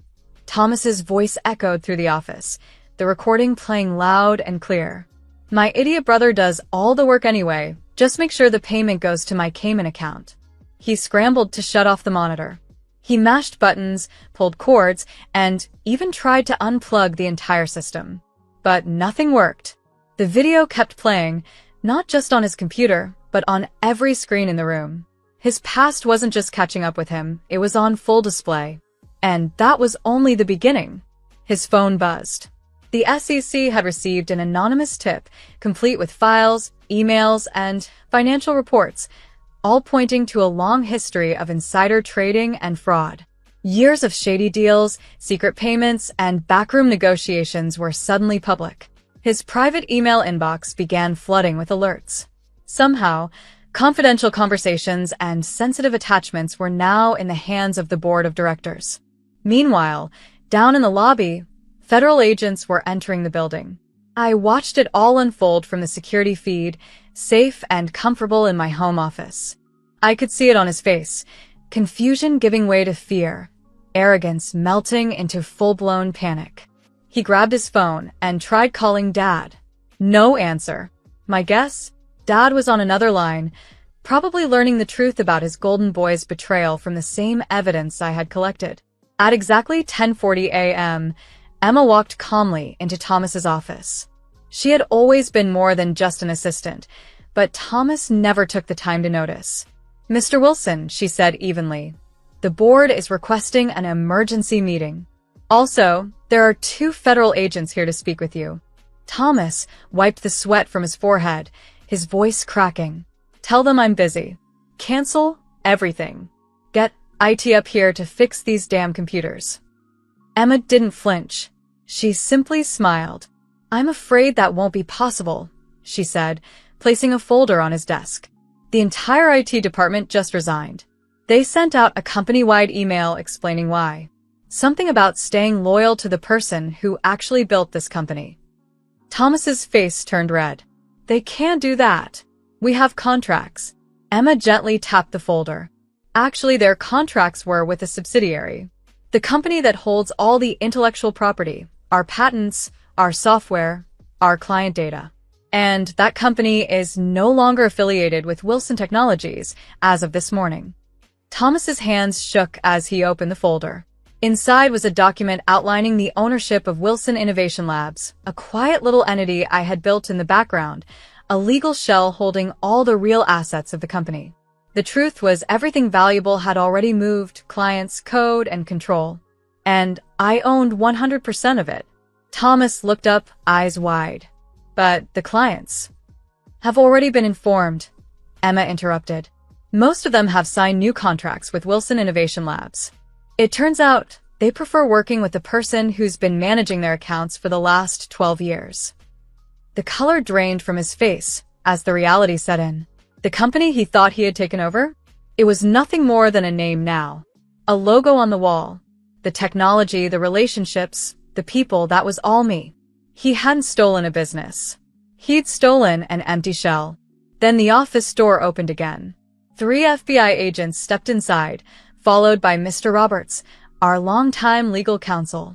"Thomas Wilson," one of the agents said firmly, "we need to ask you a few questions about some financial transactions linked to overseas accounts." Thomas stood up, his voice cracking as he tried to reclaim control. "You can't do this. I'm the CEO. I'm in charge." Mr. Roberts cleared his throat and handed Thomas another document. "Actually, about that," he said calmly. "The board just held an emergency vote. Given the circumstances, they've decided to remove you as CEO, effective immediately." Thomas's mouth opened, but no words came. "They can't do that," he finally stammered. "I own this company." Mr. Roberts adjusted his glasses. "You own shares in Wilson Technologies, a company which, as of 10 a.m. this morning, no longer holds any intellectual property, no major clients, and no development team." Thomas collapsed back into the chair that once belonged to me, his world unraveling in real time. And I simply closed my laptop. Sometimes, the best revenge doesn't come with shouting or chaos. Sometimes, it arrives quietly, with paperwork, planning, and perfect timing. I always believed that the stock price would eventually reflect the truth. The day it happened, Thomas, still clinging to his delusions, booted up his computer, likely intending to check the stock ticker. But instead of market data, his screen displayed something far more damning, years' worth of video evidence documenting his illegal activities. Before he could shut it down, federal agents were already walking him out of the building. His once pristine designer suit looked crumpled, his face pale as ash, and the weight of his downfall hung heavily in the air. As the chaos unfolded, I sent one final message to every remaining employee of Wilson Technologies.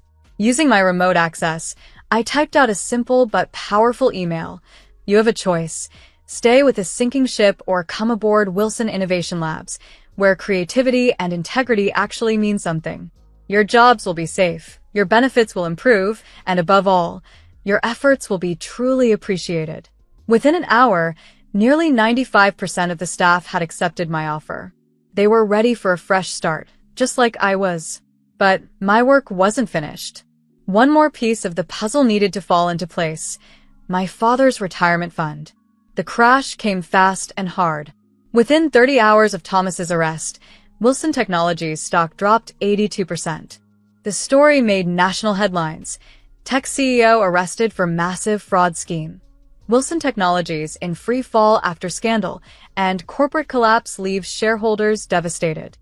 5 days later, I sat comfortably in my new office, the headquarters of Wilson Innovation Labs.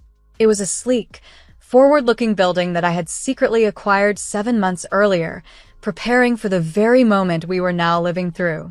As I reviewed updates on our company's rapid onboarding of former Wilson Technologies employees, Emma walked in. She wasn't alone. With her was someone I hadn't expected to see so soon, Mr. Thompson, my father's financial advisor. He looked uneasy. "He's been calling nonstop," he said, sitting down across from me. "Ever since he realized his retirement fund is worthless." I finished the sentence for him, because he put everything into Wilson Technologies stock. My father had always loved to brag about having skin in the game, keeping his entire retirement portfolio invested in the company. Ignoring every piece of advice about diversification, he saw it as loyalty. In reality, it was reckless. And now those shares were practically worthless, mere pennies on the dollar.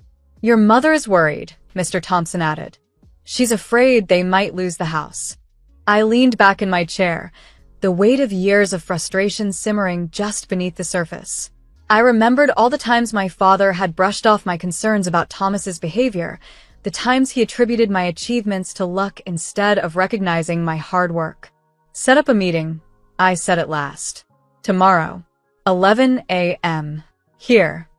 The next morning, they arrived, my parents, looking like shadows of their former selves. My mother had been crying. My father, once a commanding figure, looked tired and defeated, aged far beyond his years. They sat in the visitor chairs, the same kind he used to make me sit in when he delivered long-winded lectures on leadership. "Son," he began, voice trembling. "I know I made mistakes." I cut in quietly but firmly. "You helped Thomas cover up his crimes. You signed off on falsified reports. You allowed him to steal from our employees, our clients, and our shareholders." "I didn't know," he tried to object.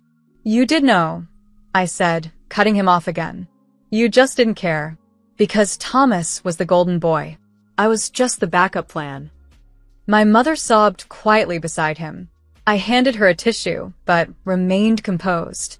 "But that's not why you're here," I continued. "You're here because your shares are worthless. Because the retirement fund you gambled on Wilson Technologies has evaporated." My father slumped further into the chair. "Jeffrey, please, we're family." "Were we family?" I asked coldly. "When you let Thomas take credit for the software I developed? When you fired me in front of the entire company to protect him?" I opened a folder and placed it on the table in front of them. Years of documentation, all neatly compiled. I had learned that dramatic truths carried more weight when backed by hard evidence. "Here's what's going to happen," I said, watching their eyes widen in disbelief. "Wilson Innovation Labs will buy back your Wilson Technologies shares at their original purchase price." Shock crossed their faces, then tentative hope. "I'm not doing this for you," I clarified. "I'm doing it for Mom, because she didn't deserve to be caught in this mess. But make no mistake, this is a one-time offer, and it comes with conditions." There was silence, broken only by the soft hum of the air conditioning. The power dynamic had shifted, and they knew it. But I wasn't finished. I leaned in and said calmly, "There are a few conditions." They looked at me anxiously. My voice was steady. "First, you both sign a non-disclosure agreement. You will never speak publicly or privately about Thomas's crimes. Not to friends, not to journalists, not even over dinner conversations." They nodded slowly, not quite believing what they were hearing. "Second," I continued, "you finally retire. Go live in that house in New Jersey you always dreamed about. Live out your years in peace and silence. And third," I said, pausing for effect, "you stay out of my business. Completely. No phone calls, no advice, no uninvited visits. Wilson Innovation Labs is mine. You don't get to have a say in what happens here." My mother whispered, "You'll do this for us?" I shook my head gently. "Not for you. I'm doing it for the little boy I used to be. The scared 13-year-old who once believed his father could do no wrong. He thought you hung the moon. He deserved better than what you gave him. My father opened his mouth to speak, but I raised a hand to stop him. And one more thing, I added. The money will be managed by a trustee. Someone neutral. You'll receive a monthly allowance. The rest will be placed under investment restrictions. You won't be able to throw it away on another one of Thomas's doomed ventures. You don't trust us? My father asked, a bitter edge in his voice. I looked him directly in the eye. No, I said plainly. You taught me that lesson better than anyone. They both signed the paperwork. No more arguments. As security escorted them out, my father turned to look at me one last time. His voice was low and tired. I was wrong about you, son. You're a better businessman than I ever was. No, I replied. I'm just better at remembering who my enemies are. It's been 6 years since that day. Wilson Innovation Labs is now worth over $1 billion. We've built our reputation on groundbreaking technology and honest, ethical practices, everything Wilson Technologies never was. We became the company people actually want to work for. Thomas? He served 3 years in prison. He now works as a bartender in San Francisco, far from the boardrooms he once ruled. My parents live quietly in New Jersey now. And then they send a postcard. I never write back. Just last week, I received an invitation from my old business school. They asked me to speak at a conference. The topic? The importance of integrity in family business. I said yes, with a smile, because sometimes the sweetest revenge isn't revenge at all. It's a success. It's building something so strong and respected that the people who doubted you are forced to live with the fact that they backed the wrong horse. And for those who still wonder how the quiet one, the overlooked one, the so-called backup plan, managed to win so completely, let me tell you this.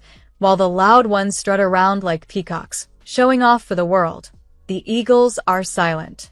Watching, waiting, planning. Because in business, like in life, it's not about who starts at the top.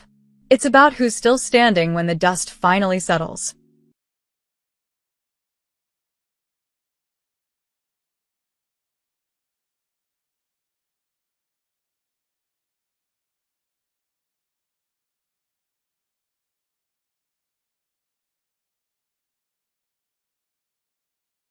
My father always believed money was the only true measure of a person's worth.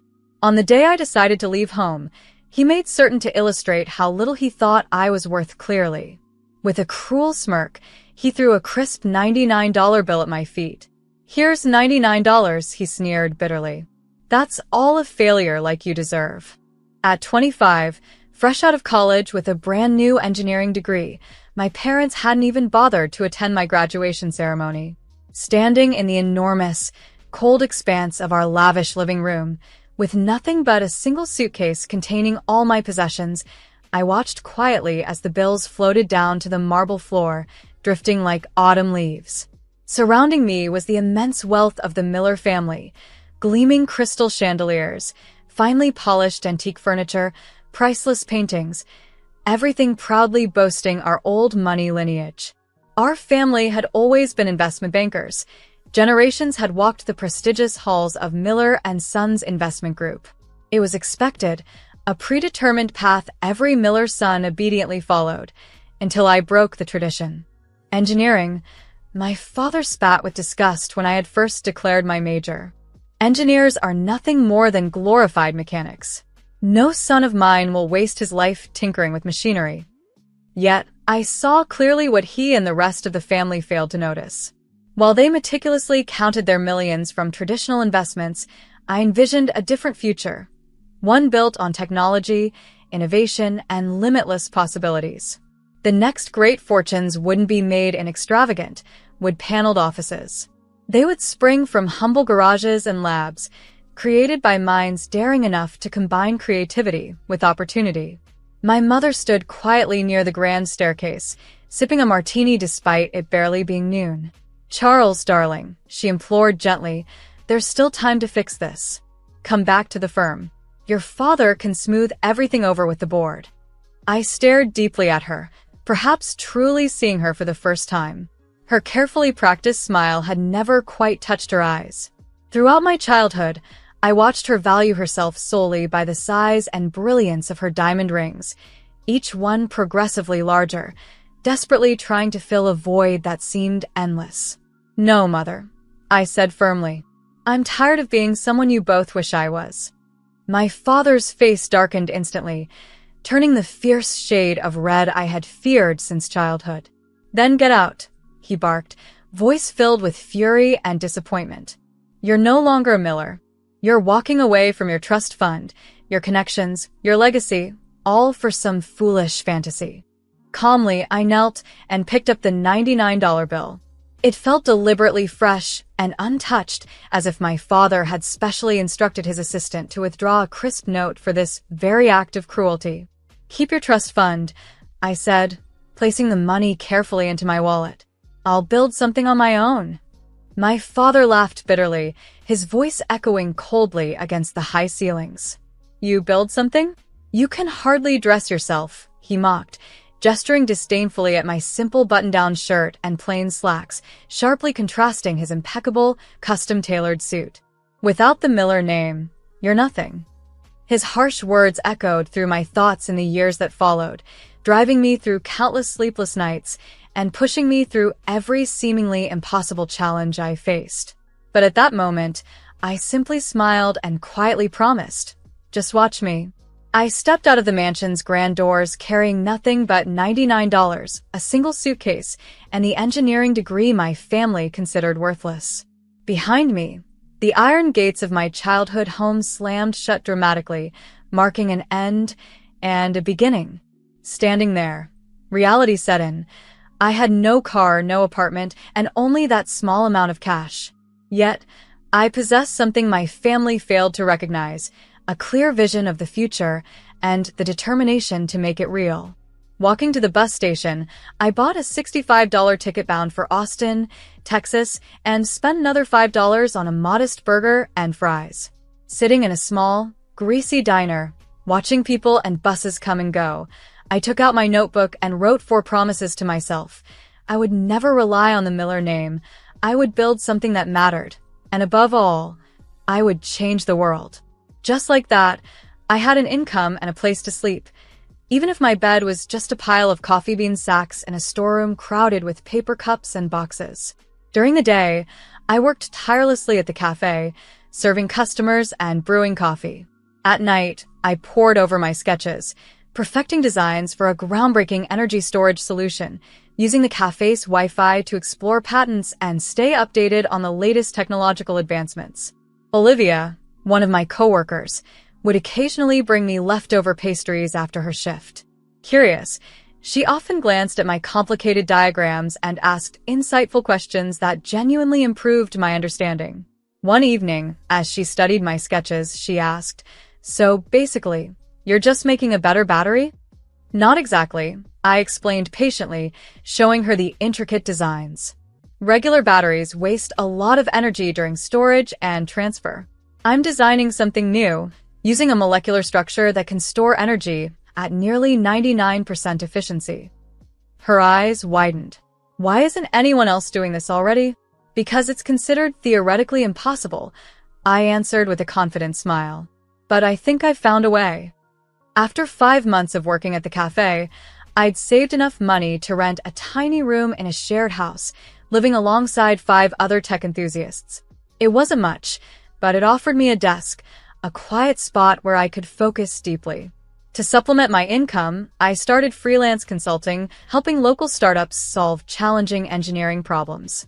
That's how I met Edward Evans. After successfully solving a crucial power management issue for his startup, he expressed his gratitude. "Your solution saved us months of work. What else are you working on?" I hesitated briefly, then decided to trust him, sharing my ambitious energy storage designs. Edward studied my technical notes carefully, silent and thoughtful. Finally, he spoke. "This could genuinely change everything, but you'll need serious funding to build a working prototype."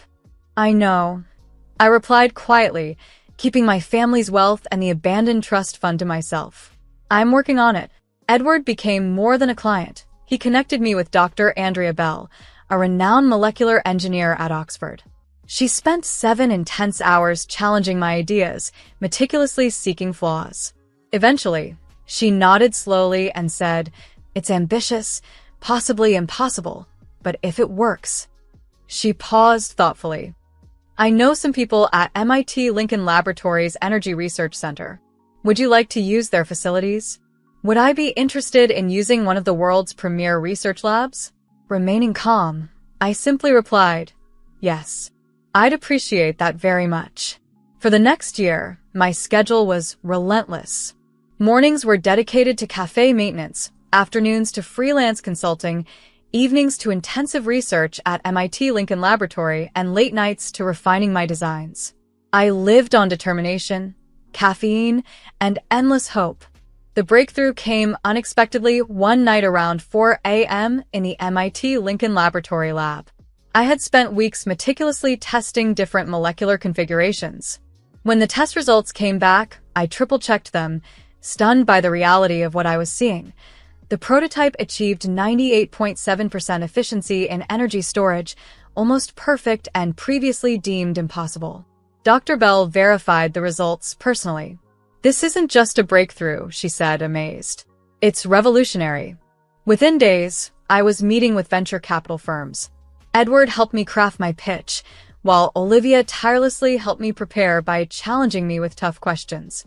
The first 3 investors praised my idea, but considered it too risky. The third, however, was different. Douglas, the lead partner at Vertex Frontier Ventures, leaned forward and said, "Your technology could revolutionize renewable energy storage. But why should we trust a 24-year-old unknown?" Meeting his eyes confidently, I began my reply. "Because I've spent the past year proving that impossible things can become possible. Give me a chance, and I'll prove it once more." Impressed by my determination, Vertex Frontier Ventures invested $12 million for a 23% stake in my company, which I named EtherGrid Technologies, a personal nod to the idea of a new star emerging from nothing.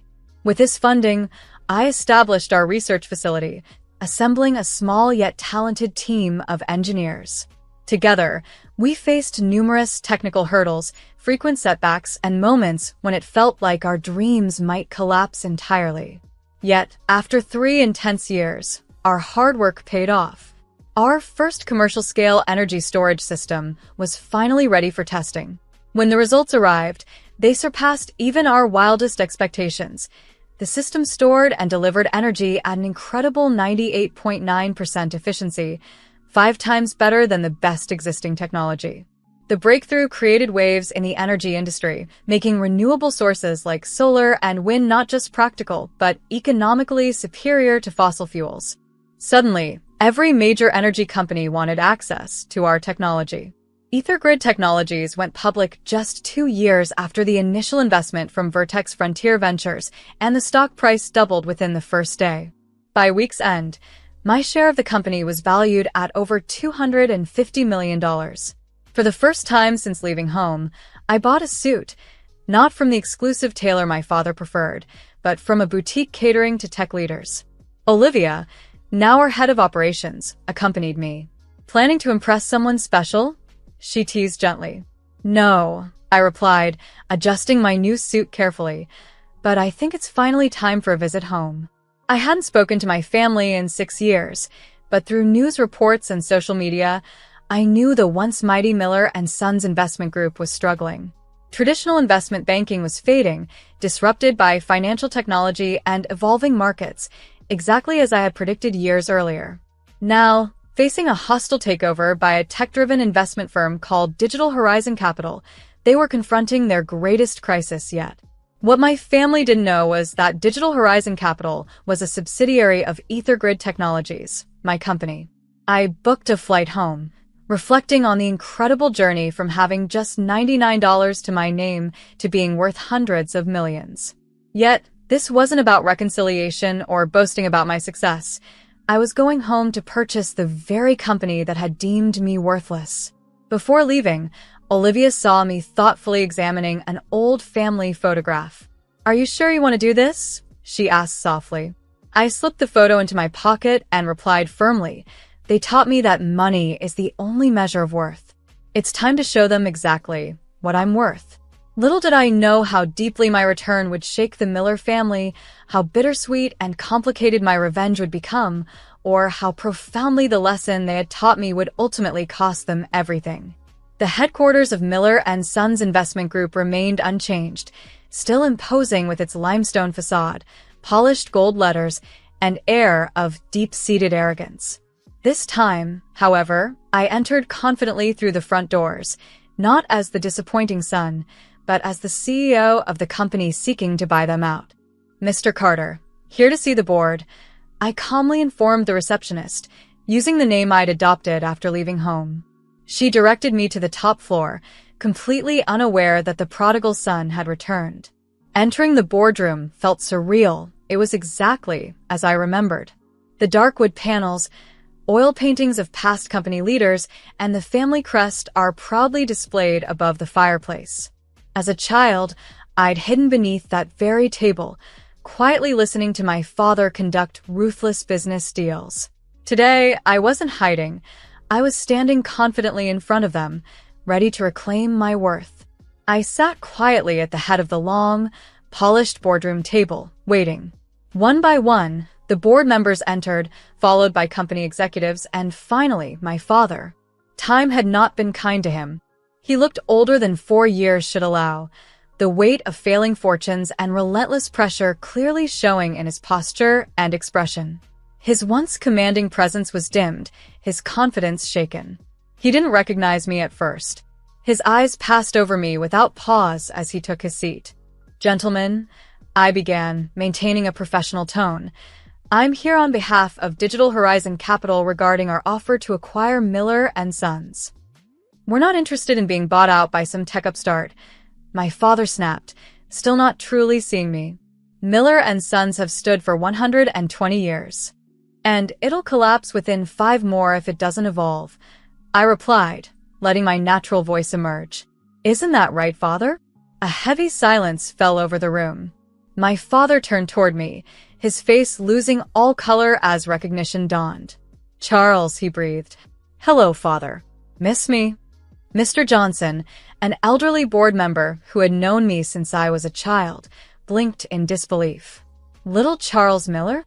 "Actually," I corrected gently, "it's Charles Carter now. And I'm not here as your son. I'm here to discuss the future of this company." My father's expression turned from shock to fury. "This is some kind of trick. You're working for Digital Horizon?" I smiled, calm and composed. "No, father. I own Digital Horizon. It's a subsidiary of EtherGrid Technologies." The room collectively gasped as realization swept through them. "Yes," I confirmed. "That EtherGrid Technologies, the company leading the global revolution in energy storage." "Impossible," my father whispered. "You left with nothing." "No," I said softly. "I left with $99. That was your final lesson about the value of money. Would you like to know what that lesson bought?" I nodded toward my assistant, who began distributing neatly prepared folders to each board member. EtherGrid Technologies is currently valued at $8 billion. Digital Horizon, which you somehow failed to properly investigate, is our investment arm. Over the past year, we've quietly acquired Miller & Sons stock through multiple channels. I opened my folder and looked around the table. As of this morning, we own 47% of your shares. We also hold the majority of your corporate debt. And given your recent financial difficulties, that debt is considerable. My father looked as though the air had been sucked from his lungs. The son he had written off as a failure had returned to claim control of everything he once held dear. "The offer is simple," I continued. "Miller & Sons will be absorbed into Digital Horizon. The family name will be retired. The board will be dissolved." I looked directly at my father. "And you will step down, effective immediately." "You can't do this," he stammered. "The family legacy is already dying," I interrupted. "Your strategies are outdated. Your systems are obsolete. And your pride has blinded you. I tried to warn you 4 years ago, but you were too stubborn to listen." Mr. Johnson cleared his throat. Charles, surely we can find another way. You're still a miller. No, I said firmly. You all made it clear the day I walked out. I stopped being a miller when I chose to build the future instead of clinging to the past. I'm not here to make peace. I'm here to finish what I started. I stood, adjusting the finely tailored suit that now cost more than that first $99, multiplied 1,000 times over. You have 48 hours to accept the offer. Refuse, and Digital Horizon will call in every outstanding loan. Miller and Sons will not survive the week. My father finally found his voice again. You destroy your own family's company? Everything we built? No, I replied. You destroyed it when you refused to change. I'm offering a chance to save what remains, jobs, clients, and yes, the legacy. But whether that legacy still carries the Miller name, that's no longer your decision. I walked toward the door, then paused and turned back one last time. Oh, and father? Remember that $99 you threw at my feet? Turns out, it was the best investment you ever meant to make. When you said money was the only measure of a man's worth, I said, my voice steady and cold, then by your standards, what am I worth now? The next 48 hours flew by in a whirlwind of legal meetings and media coverage. News of EtherGrid Technologies acquiring Miller and Sons sent shockwaves through the financial world. Stock prices wavered, rumors flew, and my father did everything he could to stop it. He called in old favors and tried to rally support, but I had already planned for every move. Every path of escape was blocked. Every potential savior was already quietly on our side. In the same boardroom where he once tossed $99 at my feet, the papers were signed. My father's empire was now mine. As the final signatures were completed, he approached me. He looked older than ever. Defeated, yes, but behind his tired eyes was something I hadn't expected. Maybe respect. Maybe just acceptance. You planned this, he said quietly. All of it. No, father, I replied. You did. The day you decided my dreams weren't worth respecting. I just built something better than you could ever imagine. He hesitated. And now, will you tear it all down out of revenge? I looked at him for a long moment. No. I'm going to rebuild it into something that matters. Miller and Sons will become part of a company working to solve the global energy crisis, not just shuffling money between accounts. That it's no longer yours, well, that's just poetic justice. As I turned to leave, he called after me. Charles, that $99? I smiled. Best investment I ever made. It showed me exactly who I didn't want to become. The transition took 5 months. I overhauled everything, modernizing systems, shifting focus to clean energy, and keeping most of the employees. They weren't the enemy. My father had retired quietly to our old estate, his pride bruised but his wealth preserved. I made sure he had enough to live comfortably. My mother reached out a few times, but I never responded. Some bridges aren't meant to be rebuilt. A year later, standing in my office at EtherGrid Technologies, overlooking Austin, Texas, Olivia brought in a small package from my father. Inside were the same crisp $99 bills he'd once thrown at me, along with a note. You were worth more than I knew. I took those bills back to the cafe where everything began. The same barista who once offered me shelter now worked as a senior executive at EtherGrid. But the coffee was still the best in Menlo Park, California. I left the $99 as a tip. Some might say what I did was revenge. But it wasn't. I didn't take over my father's company to get even. I did it because sometimes, to fix something broken, you have to tear it down and rebuild it stronger. They say money can't buy happiness, but that $99 taught me something more important. True worth isn't measured by wealth or legacy. It's measured by what you build with what little you have. And I built an empire. Not because of my family name, but despite it. That $99 didn't just start my journey. It gave me the freedom to become who I was meant to be, and the millions I earned later. They were just proof that I'd been right all along.